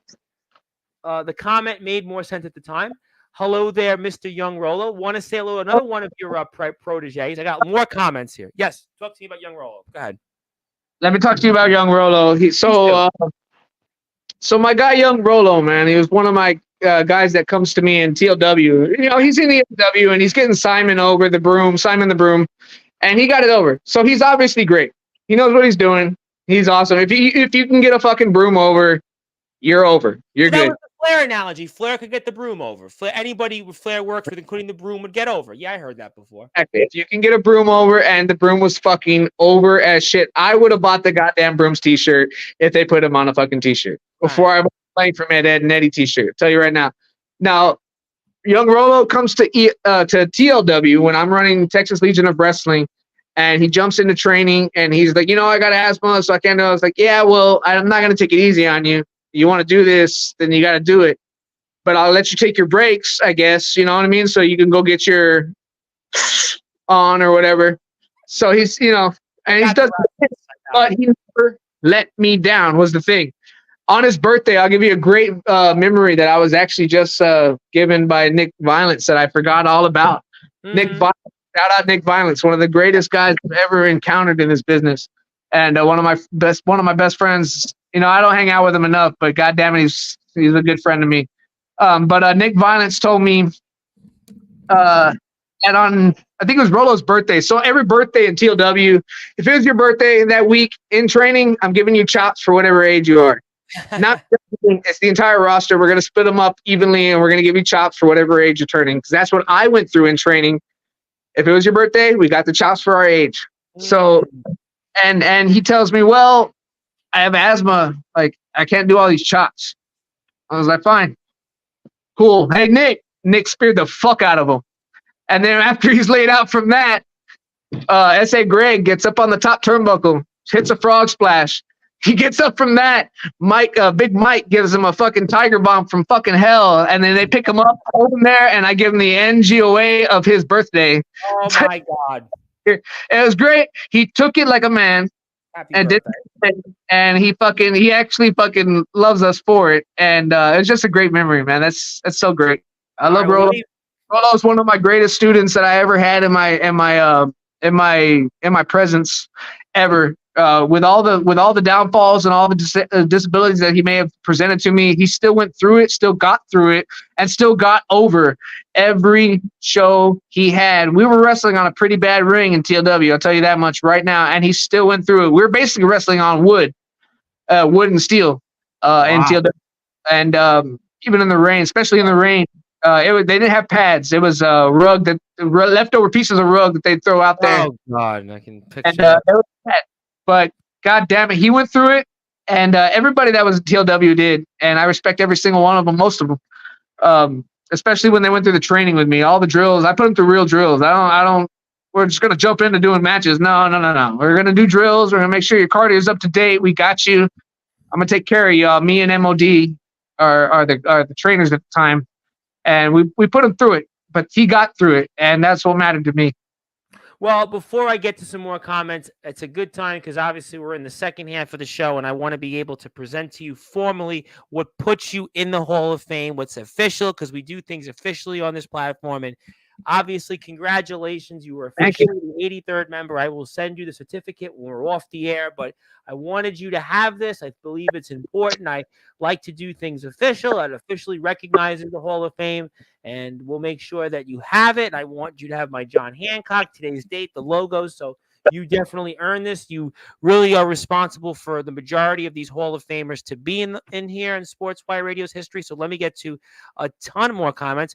Another one of the young guys keeping your name alive, Mr. Aaron Blaze, the headline who just worked with Jack Delta. He's been in 19 promotions, probably on his way to one as we speak, says hello.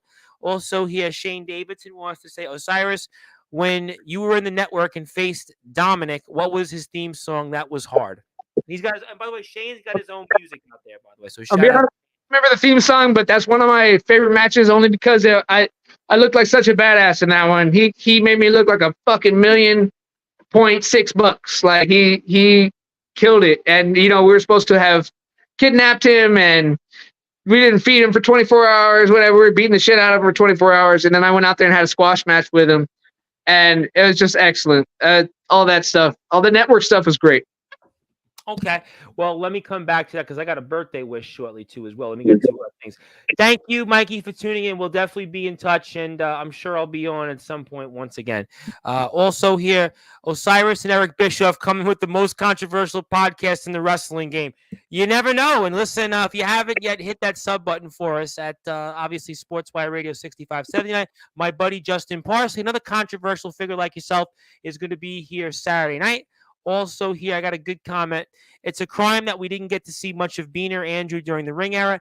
Aztec's downfall is unfortunate as well. I always thought he was a great character during the Yard era in the ring. Good point. Good point. Yeah, let's talk about that real quick. Yes, go ahead. Go for it. I get something else. Sure.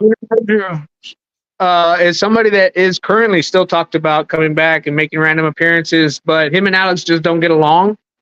And I really hope and pray to Beaner, I hope you don't do it because it's not worth it, brother. If you're watching this, I'm telling you right now, it's not worth it. Don't do it. You deserve so much better. Beaner Andrew is such a guy, man.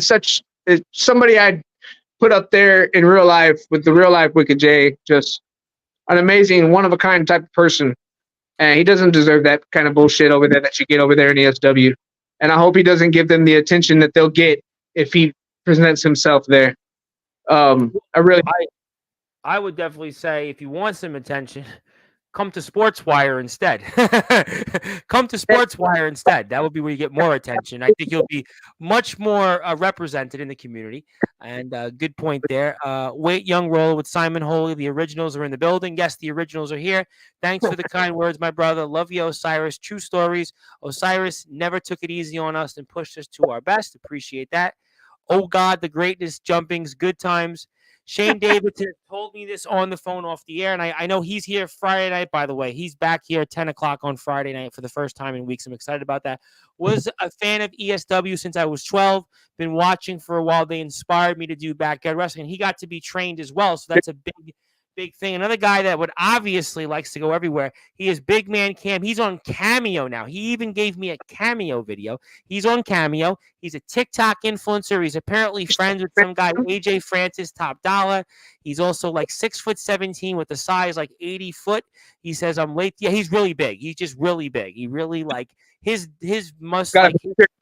He probably eats like 4 things for like lunch and like 6 things for dinner alone. And he's obviously here with us. No, he's obviously a good friend of mine. But shout out. Yeah, definitely give him a big shout out because he's really big and he will get mad. Actually, I'm kidding. He does like me though. But Dominic's theme was just straight. Yeah, I do remember Maven's song, by the way. Yes, Maven, another guy who's made a comeback into the podcast world. Me and Bean kind of have our differences, but I've always respected him and his work. Hope to make things right with Beaner one day because I saw him as a brother as well. Okay. All right. Well, everyone has their own opinions. You know what I'm saying? I mean, nobody can control their opinions. At the end of the day, though, behind the scenes, Biener was a great man, and he may not have agreed with everybody's, but and maybe that makes me biased because he agreed with a lot of mine. But that's not really what I'm looking into. What I'm looking into is what a great person he was off camera, and how well he was able to have good chemistry with pretty much anybody he ever performed with. Well, I think that those are things that are important. But before I do anything else, I do want to wish a very happy birthday to Omen Black's son, Omen Black Jr. Omen Black Jr. turns 11, so he's definitely going to probably be here soon because he's 11. That means he'll be in the ring in, I don't know, 7 years, 8 years, maybe sooner than that. He's the boogeyman of the Midwest. He's the hardcore God's son, and he's probably going to be just as vicious, just as violent, just as deadly. And I hope he has a very happy birthday, maybe more of a happy birthday than his father after what Big Man Cam's going to do to him very soon. But happy birthday to Omen Black Jr. I hope he has a great day out there. And I look forward to hearing more about him in the future in the wrestling world. So thank you for your support. And even Big Man Cam wishes him happy birthday. Yes, we do. Also, I got more comments because now people want to talk to you.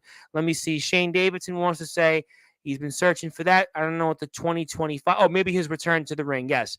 ESW gets a return. Yeah. That's why I think if anybody does want to return, they want to say something, come to Sportzwire. I'll make sure you don't get buried. Me and Bean dishes with something over Facebook, backstage, on and off camera.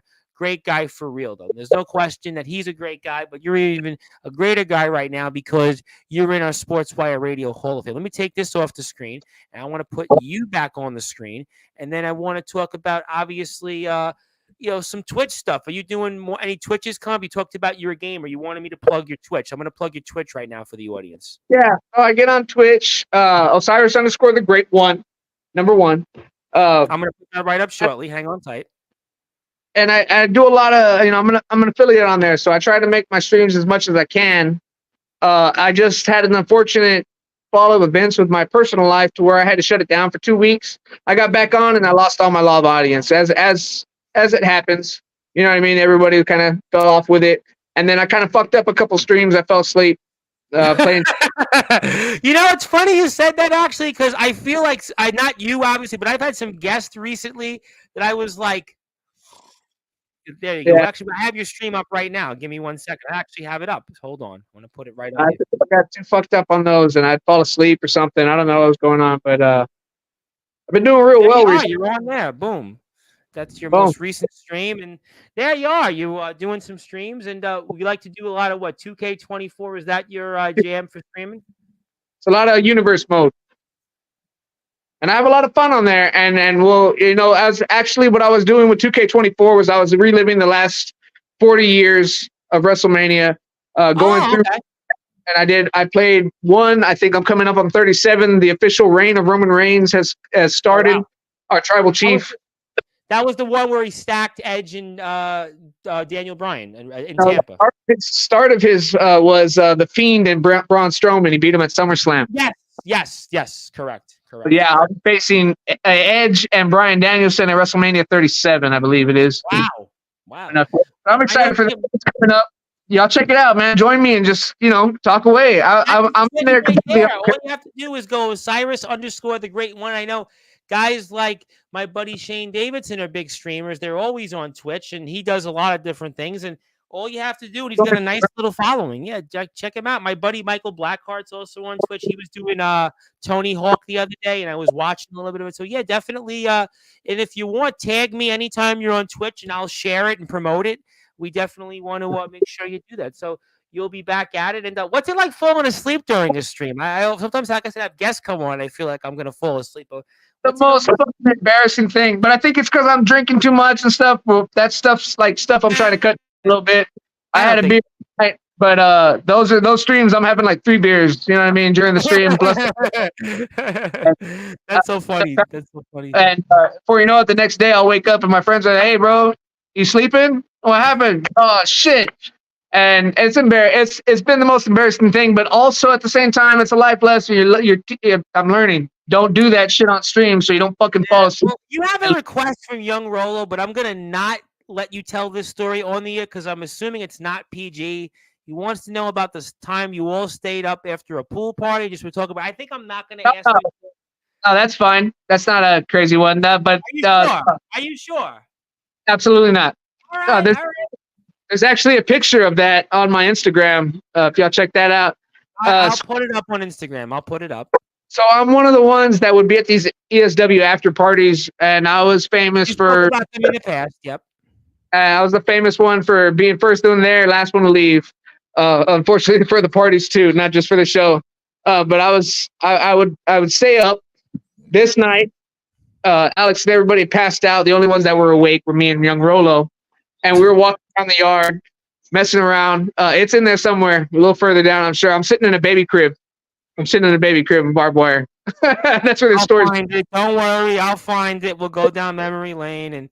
Yeah, so I'm right there. Go up a little bit more. It's right there.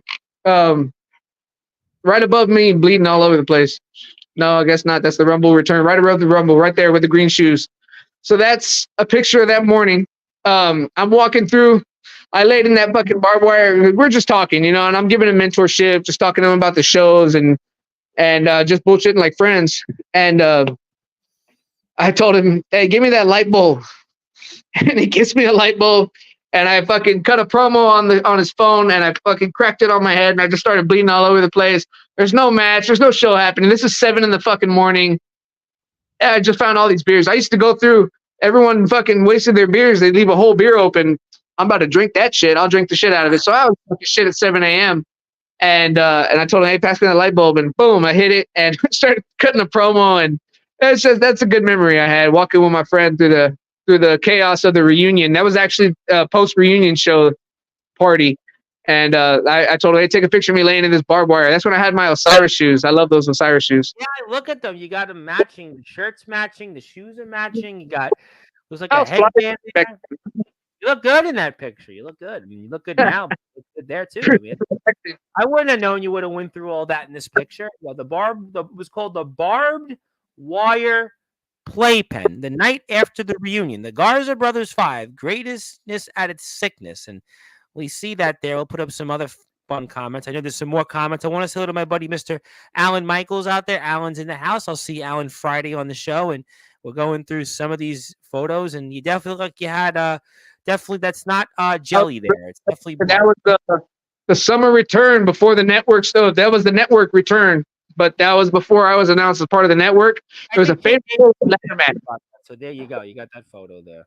Fatal 4-way ladder match. Me, Alex G, Aztec, and I think Austin. D. Ramirez comes out. Fuck that guy. He deserves to die. And I wish he'd get a longer sentence in prison. He deserves life. Well, but that's the case. I hope he rots and gets the electric. He did. But D. Ramirez comes out and helps Austin G. And But more importantly, my wife was my manager for my first time in that run. And she came out in there and she went through, I think it was a cabin. It was a small cabin of light tubes with a double suplex from the Garzas. They put her through the light bulbs. She got 18 stitches. She had this huge gash in her arm. I couldn't be more proud, but at the same time, I could be more scared. I don't want my girl getting hurt. And that's why we came up with a decision right there to write her out of the show, which led up to me kicking her in the face. She's written out of the show. So what? So she was okay with being kicked from her husband and such? No, before that, she was okay with the light tubes. But she was like kind of nervous the night before.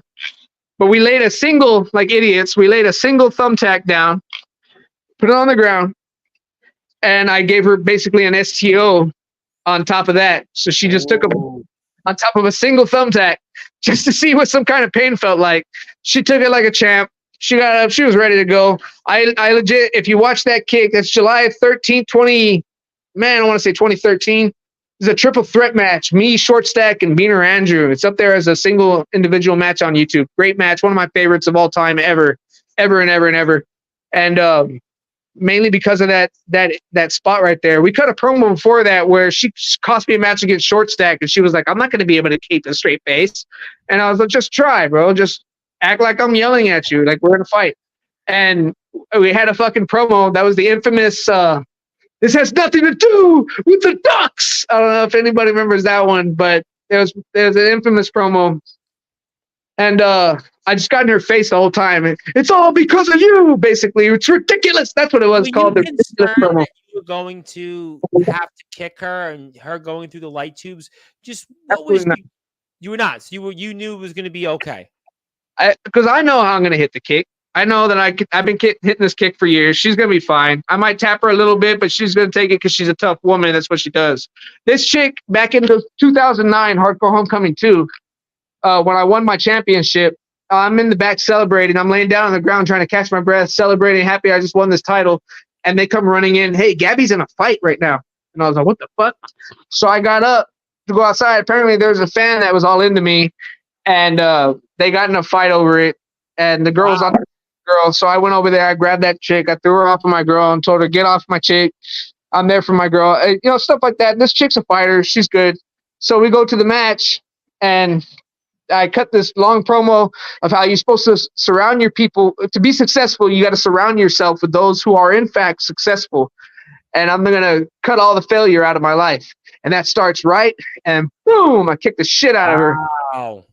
And she took the shit out of it. If you look at her face when she looks up from it, she like flips her hair up and she's all, fuck, like she's feeling it. So I hit it a little bit, but the way I tell it to the guys at work is I'm the only guy I know that got to kick their wife in the face and live to tell the story. And well, I'm not going to encourage that for the audience, but what I am going to encourage is some more comments as we get toward near the end of the show in about 20 or so minutes from now. Alan Michaels, good to see my boy. My boy is going to be here Friday at 10 o'clock with Shane Davidson. It's been a while. Good times, bro. Sorry I missed all the tea on your departure from the company. It probably isn't anything that happened before, though. I wish you the best. Stay blessed in all you do in the future. I agree with you. I didn't take that pic of you all bloodied up after match 2. I heard about the Ramirez situation and did my research. What up? Yeah, fill in the blanks. Yeah, I think we pretty much don't want to say anything further than that. Yeah, there's more on that, but we're definitely not going to mention. I don't want to give any credence to that, filth ball and everything else in between. But we'll put some more, pictures here on the screen that were fun and memorable and you're right there. The Wicked J and Manson. Actually, in that picture too, in the corner. That was also from that next to the Wicked J on the right, I guess you'd say. This one here? There. That's when I hit that light bulb and cut that promo on his phone. You look like my guest Justin Parsley on Saturday show, a fellow Hall of Fame. You do have that Justin Parsley look there a little bit. Boy, I'm sure Mr. Parsley is going to be delighted to hear that when he's back on the show. You do look like Justin a little bit on that photo. Wow, you look different. The good news, you look better now. So you look a lot better now. That's what I'm told. I look a lot healthier, but I figured out how to. You look better now. I actually think you look a lot better now. So, but no, you're welcome. Let me get to some more moments of note from the crowd. Let me see where I like. Obviously, we see this there. You definitely a lot of blood. We got that. Hey, if you could go down one for me over here on the left corner. That promo, yes, the Great Divide promo. That's one of my favorite promos in the history of my life, right there. Was not what are you talking about? I'm the leader. I'm the champion. I'm the leader. I've been champion. Gold's been champion. Gold. We've all been leader. Gold leader. Who's champion right now? Me. Gold leader. No one's the leader of the Great Divide. Look. Stay in the back, Paul X. I'm talking right now. You're supposed to be back. There's the reason why you're back there, PL3. Thank you, sir. Say something, please. Say something. I'm straight edge and I'm back. Keep your mouth shut. I'm talking to the bitch. Guys. You want to go out? It doesn't matter. You know what? No, it does matter. It's going to be MOD versus the ESW champion Osiris. Non-titles match. Right. And the winner will become the leader of this group, the Great Divide. Now, I don't want to hear any more of it, all right? We'll settle it January 9th. Scratch the other idea. Let's do this, January 9th. One kick. Ooh, it's on. That means I'm leader of the Great Divide, right? Dude, stop. We'll take that off. And that was definitely a very, very, very, very strong way to do a promo. And we're going to pull up some memories there. There you are with 15-time Anarchy champion. You're definitely feeling that in a sling. We'll see some more memories. The fight before Christmas. Ho, ho, ho. Merry Christmas. That was a fun one there. If I can real quick, shout out Jake Jordan. He asked you about Jake Jordan because he obviously commented on my announcement and he's a guy that's definitely come up here very strong of late. And just talk to me about Jake Jordan and what he's meant to you and obviously the company. So, not so much what I've been to him, but what I hope that I've meant to him, or what he's been to me, but what I hope that I've meant to him. Right. He's somebody. I came in. He's one of the newer guys. Yep. He did the Nerd Squad in season 2, which I was a big fan of. When I watched stuff that I wasn't a part of, I needed to go watch so I could learn what I'm coming back into. And I loved all of his bits. All of the Nerd Squad stuff was absolutely hilarious. He went into the luchador thing. I thought it was a badass transformation, the way they did it. But he was just so quiet. And I was like, bro, you're so good. We got to open you up, dog. Just be yourself with me. So I taught him how to have a match where you would build up getting the crowd hyped up. He had to do that to get the match over. So that would teach him to open up and be a little bit more charismatic, because he had it, bro. He has everything else. And me and him would do a lot of Rey Mysterio, Kurt Angle stuff. If anybody ever sees the original match that he just showed the flyer for, the Fight Before Christmas at the Backyard Kitchen, there was two Shockwave matches I had with him on my return, season 4. I had 2 Shockwave matches with him there. At the Backyard. I feel like I was able to help him open up and become the guy that he is now, the character that you're seeing now. Yeah, there was other influences, but I do feel like I was able to be part of that. And he's told me I was his favorite guy to wrestle in the ring. And I think that's his way of telling me that I was. And I kind of hope that it was because he's opened up ever since. He's become this badass heel that everyone loves. I love watching what he's doing. I love watching the transformation. That's why I love wrestling. I like to watch people's growth. I watched Randy Orton since he debuted, and I love to watch the entire career. Because I love guys that we grew up with: John Cena, Randy Orton, Batista for a while. Guys. Edge and Christian, we got to see grow up before our eyes. Daniel Bryan, The Miz, even. I mean, there's I love watching. There's just so many great talents, and I think Jake's going to be one of those guys on there. Let me show up some more memories because people love the memories. The Backyard Kitchen, as you spoke about, the Backyard Kitchen, nice photo there. Nice one there. You look good there. We have more photos, more moments. Obviously, family. We won't show the family, but we'll show the blood. We'll show the collage. I always love the collages. They remind me of snapshots in time, and you've definitely done a lot of collection. Yeah, I like that. I always like the collage because it shows you in history and time. And that next one over, but all the way over, where I'm holding that light bulb. I'm holding that light tube. Yeah. Yes. There you go. That right there was me and Cody Rex's first ever encounter. Cody Rex is somebody that meant a lot to me. He's doing really good right now in music and his music career. It's taking off. I'm really proud of the dude. But this is a guy that I had in the crowd in that in-games match I spoke about with Beaner. You'd hear him in the crowd talking shit, heckling us because I'm a bad guy, and he's enjoying the shit out of it. He was a big Osiris fan, he told me. And, I was one of his favorites. And he got to join the show and, in my eyes, became a bigger star than I was. And or maybe just as big. I don't know. Whatever opinion is on it. To me, I think he was bigger. And I was so happy I got to work with him finally because we never got to have a match. And he told me I was the one that inspired him to get in the ESW at the end of the day. So I always wanted to have a match with him. And so we finally did. He wanted to have a death match specifically. So we had this light tube cabin death match. Insane. Season 5, episode 1 premiere main event. And it was pretty crazy. It was pretty crazy. But I was so happy to have that match with him. Well, that's part of the course for you. That's what you've been doing. And that's why you are the devil himself and greatest. And obviously, we see some more moments here. Obviously, WrestleFest. That's a piece of shit, too. That guy in the blue shirt. I wouldn't fucking put a goddamn penny to his name. Yeah, well, that's why we don't think much of him these days. But you got the belt here. Obviously, there you go, back on top. And good old Aaron Blaze would like to say, I agree with him. 3 kicks, 2 time, too long. That was a good one. Go, Aaron. We have here you. Obviously, Jacob. Obviously, that's a tough one. Yeah, Jacob. Rest in peace to COVID. Yeah, COVID just unfortunately took far too many people away from us, and we're still never out of it. Let's go to some more memorable moments. Obviously, we have some other names there. We see some of the current. We'll move away from that. You at the gym working hard. That's always good. Anarchy Championships, some of the streams.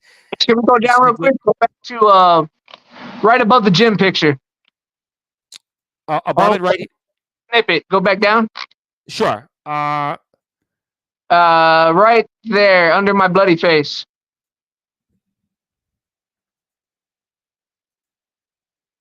What happened? I'm trying to play it. I don't know why. Does anybody hear it here? I don't know why it's not coming up. Hello. I don't know. It's not playing. All right. That was that pile off the deck I gave in that who's going to be the leader of the Great Divide 2009 match we just watched the promo to. Yes. That was a crazy pile driver, or as I called it, the Kyle driver. Well, The I was only- gonna say that's what it says here. It's a throwback, a new year of destruction back in 2010. MOD versus Osiris to decide the leader of our group, which would be altered by Alex G into a triple threat to include PL3. And this is my favorite moment: the epic Kyle driver through a door of tubes. Ooh. That's something else that that even Alex G himself would tell me he regrets doing that. He knows damn well that match was great. It should have ended right there at that pile driver, but he had to add PL3 into it because God forbid we don't have his fucking best friend in there. If it's not his little brother, it's not him, then it's got to be his best friend to be there to take the fucking shine away from it all. Still a great moment in time. I can't play it. There we go. Motherfucking pile driver! Motherfucking pile driver! Well, kids, don't try this at home. Don't try this at home, basically. So if you're out there, let the guys like Osiris do it. So we'll obviously see there. Let's move away to a few more moments in time of your decorated career. And this will be another one that I really can't show much of, but we obviously see this picture in time. And let's just say, Season 6 was awesome. Hey, but that season, I think it was actually the same season, season 6, right below it, the column below that's bloody ass pictures. Season 6, episode 2. There's right here. Yep, I got it right here. Supposed to be a great match, and I busted myself. If you see it on video, I busted myself open, hitting myself with a light. Wow, that's a lot of blood. That's a lot of blood there. There's a fuckload of blood. I got stitches from it. I don't know if y'all can see the scar from it, but it's here. And it definitely looks like I'm not trying that anytime soon. I'll certainly make sure I don't do that. That was a good memory. It's funny to watch. Oh, well, that was a good one. A lot of great moments here, and that's you with the fans. That's a nice little photo. Would love that. Obviously, always nice to see the fans. And let's move away from stuff that's relevant. We see, obviously.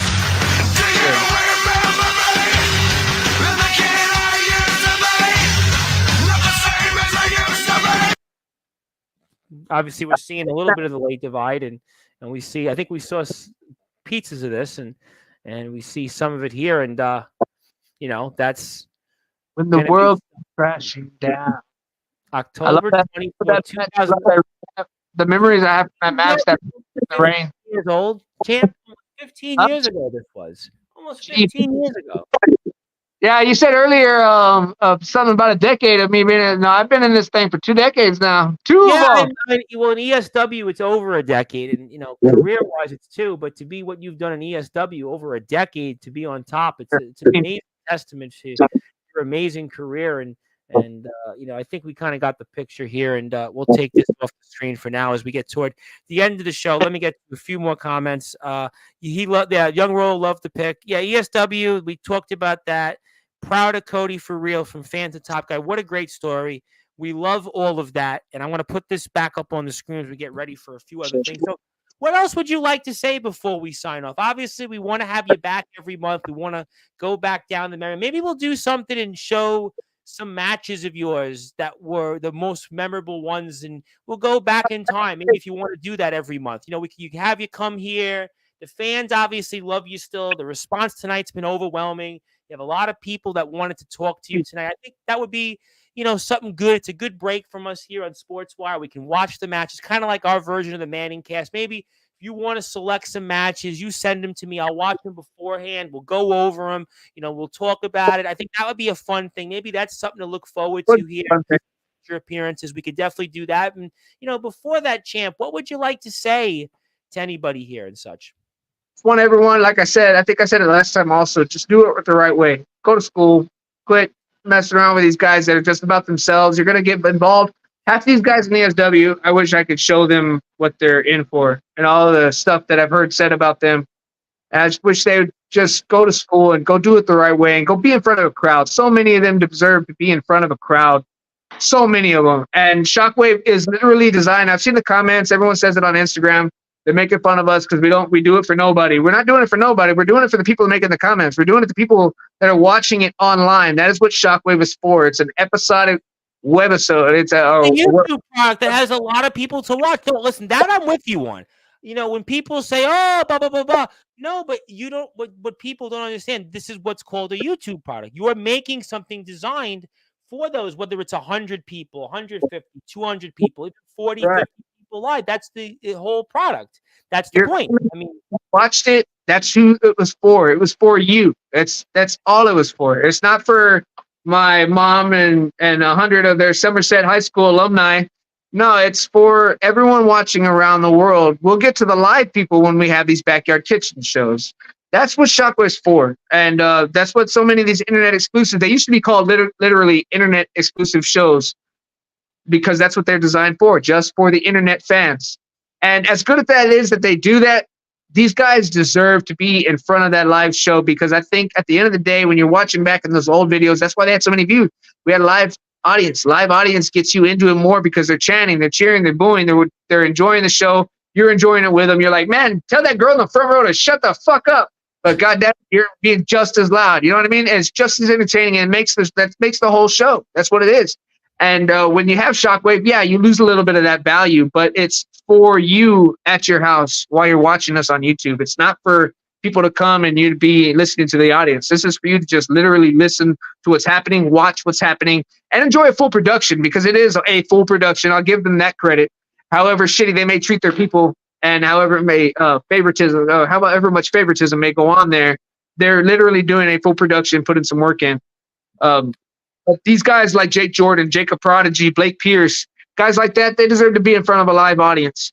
And to that, guys, if you're going to go get in the show, you better make sure that they're doing live shows because every single one of you deserves a live. What's great about, we have one company in particular, the IMF, that has done that. They went from yard to go into a venue, and they've given people, whether it's in the underground and the independents, that opportunity to do that. And I want to one more time, obviously, wish Omen Black Jr. a happy birthday. I hope it's the best birthday yet. The best is yet to come, buddy. I hope that you only do twice the things that your father has done. Obviously, your father might be the boogeyman of the Midwest. He might be a hardcore god, but maybe you'll be a deathmatch god. Maybe you'll be I don't know what's ahead of a boogeyman, but you'll definitely do something special out there in the world, whether it's wrestling or not. I hope you have a great day. And obviously, it's your dad, I'm sure, will be at Thursday talking about his match with JX. But I agree with you. Listen, I think people, I think there should be something that people should go out and be in a live audience, so at least test those waters. And When you're getting into the business, you want to feel that. Yeah, it's like, listen, I played sports, and it was always the feeling of I wanted to play in front of people, and you Right. want to, sure, you're playing in front of nobody, but you want to have somebody. And I was hearing there was a lot of favoritism when I got kicked out. That's why they have a few. Yeah, and I think we've kind of talked about that, and I think obviously people know what it is, but I obviously think that we have so much to cover with you in the future. I want to watch those matches. I want to be able to pick your brain, so because there's so much that you have to offer. There's so much that you still, by being here, can give to this sport. It just shows tonight that the people are still with you. They know what's up. They know at the end of the day, Osiris is here and he's not going away. And you can catch him on Instagram, Twitch, and so many other great ways to connect with him. And you've got it still. And listen, you've been here more than ESW's put on shows. That's the funny thing. ESW hasn't put on a single show, and yet you've been here twice. And so we know that. We know that ESW, we spoke about it already, is no reason to continue to talk about it. You want to focus on the positives. I want to focus on those positives. And it's a special day here to finally recognize you. I'm going to probably recognize you next time with a day. I'm going to probably give you a day. I'm going to give you a week. I'm going to keep recognizing you. And yes, I'm happy that, Omen Black Jr. is watching, because Omen Black Jr. will probably, not use Crayola crayons. He'll use, I'm sure, some razor blades to cut himself. he'll show his friends, and maybe he'll become a wrestling star. And yeah, happy birthday, Omen Black son. Yes, happy birthday, Omen Black Jr. I hope that it's definitely a better birthday than any others, and this will be the best that's yet to come. And yeah, happy birthday from young Rolo. We all wish you happy birthday. We'll see your father, because it's his show after all, Thursday night, and I'm looking forward to that. And I want to have you here every month, so hopefully in the month of August we can pick a day that works best, and we can go. You send me a few matches that I can put up on the screen, and I would love to talk about those. And yes, turning 11. 11's a big birthday. 11's a good age still. I don't think it's quite puberty, but it's not quite little kid anymore. So it's if you're Omen Black Senior, you probably got 3 more years with your son before he becomes really a terror and nightmare. And you might be getting razor blades to you. You might get barbed wire from your son if you don't treat him a certain way. Who knows? I don't want to give ideas to Omen Black Jr. because after all, Omen Black Jr. could be watching, listening to this, and say, you know what? Well, when I turn 14 or 15, I'm going to basically carve my daddy up like some of the guys in the hardcore wrestling scene want. But yeah, I try to be a stand-up comedian, but it's not working. But anything else you want to say before closing thoughts?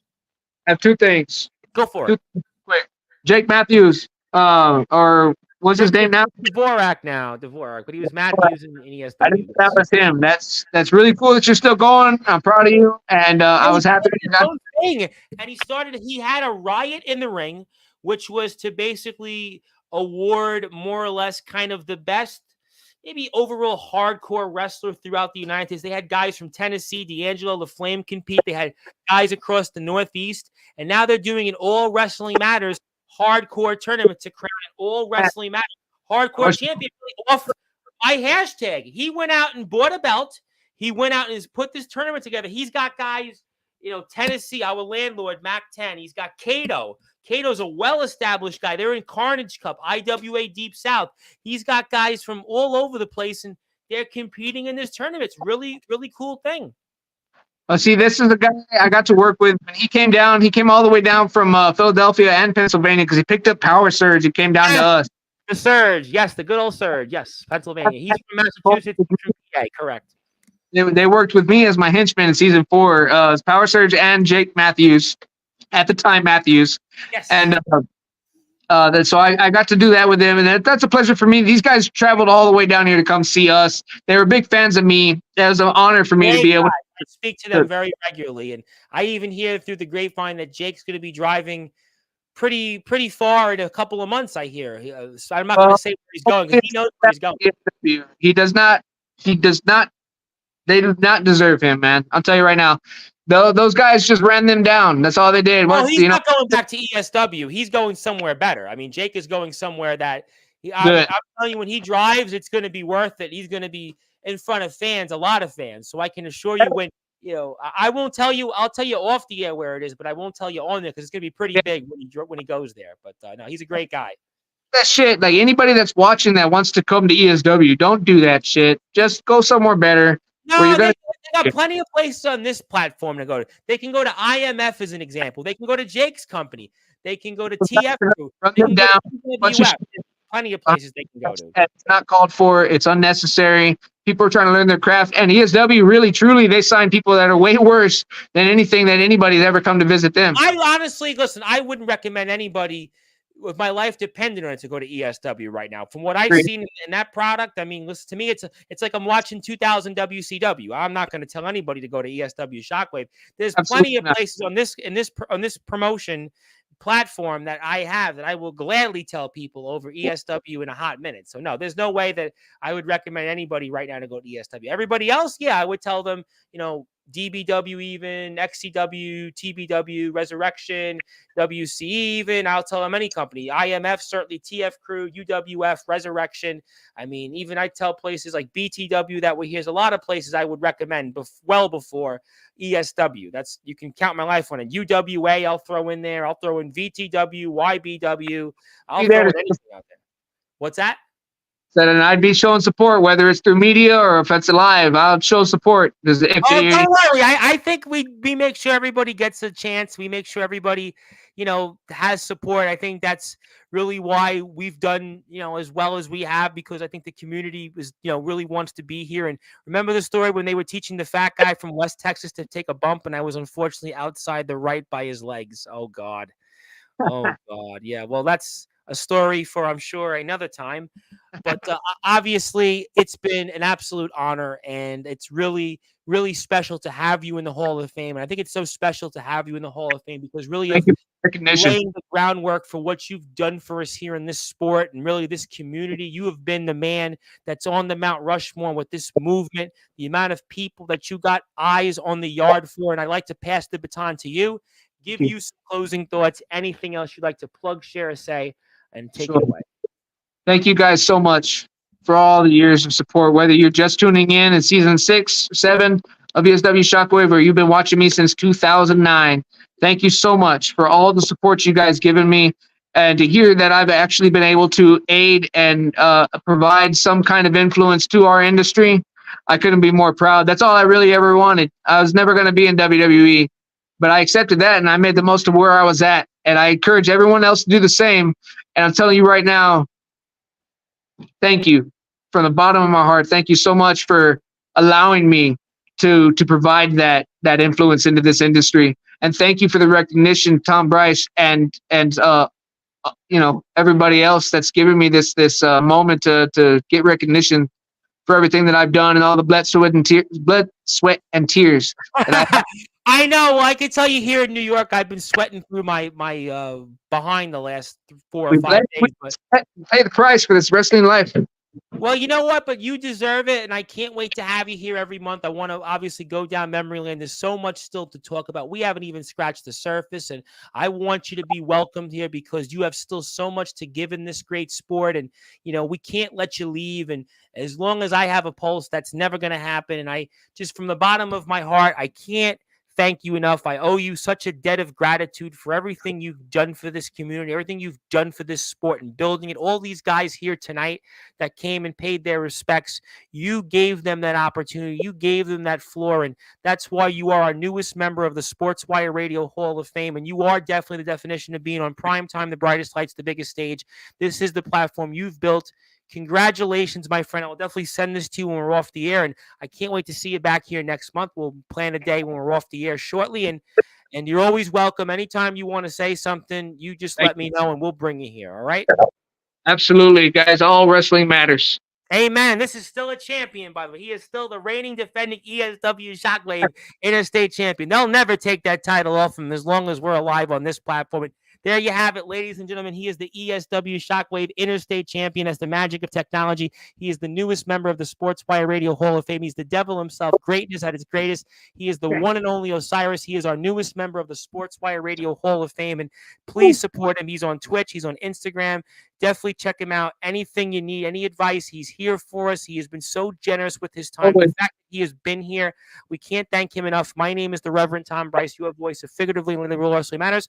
If you're on Sportswire Radio, you're going back to your regular scheduled programming.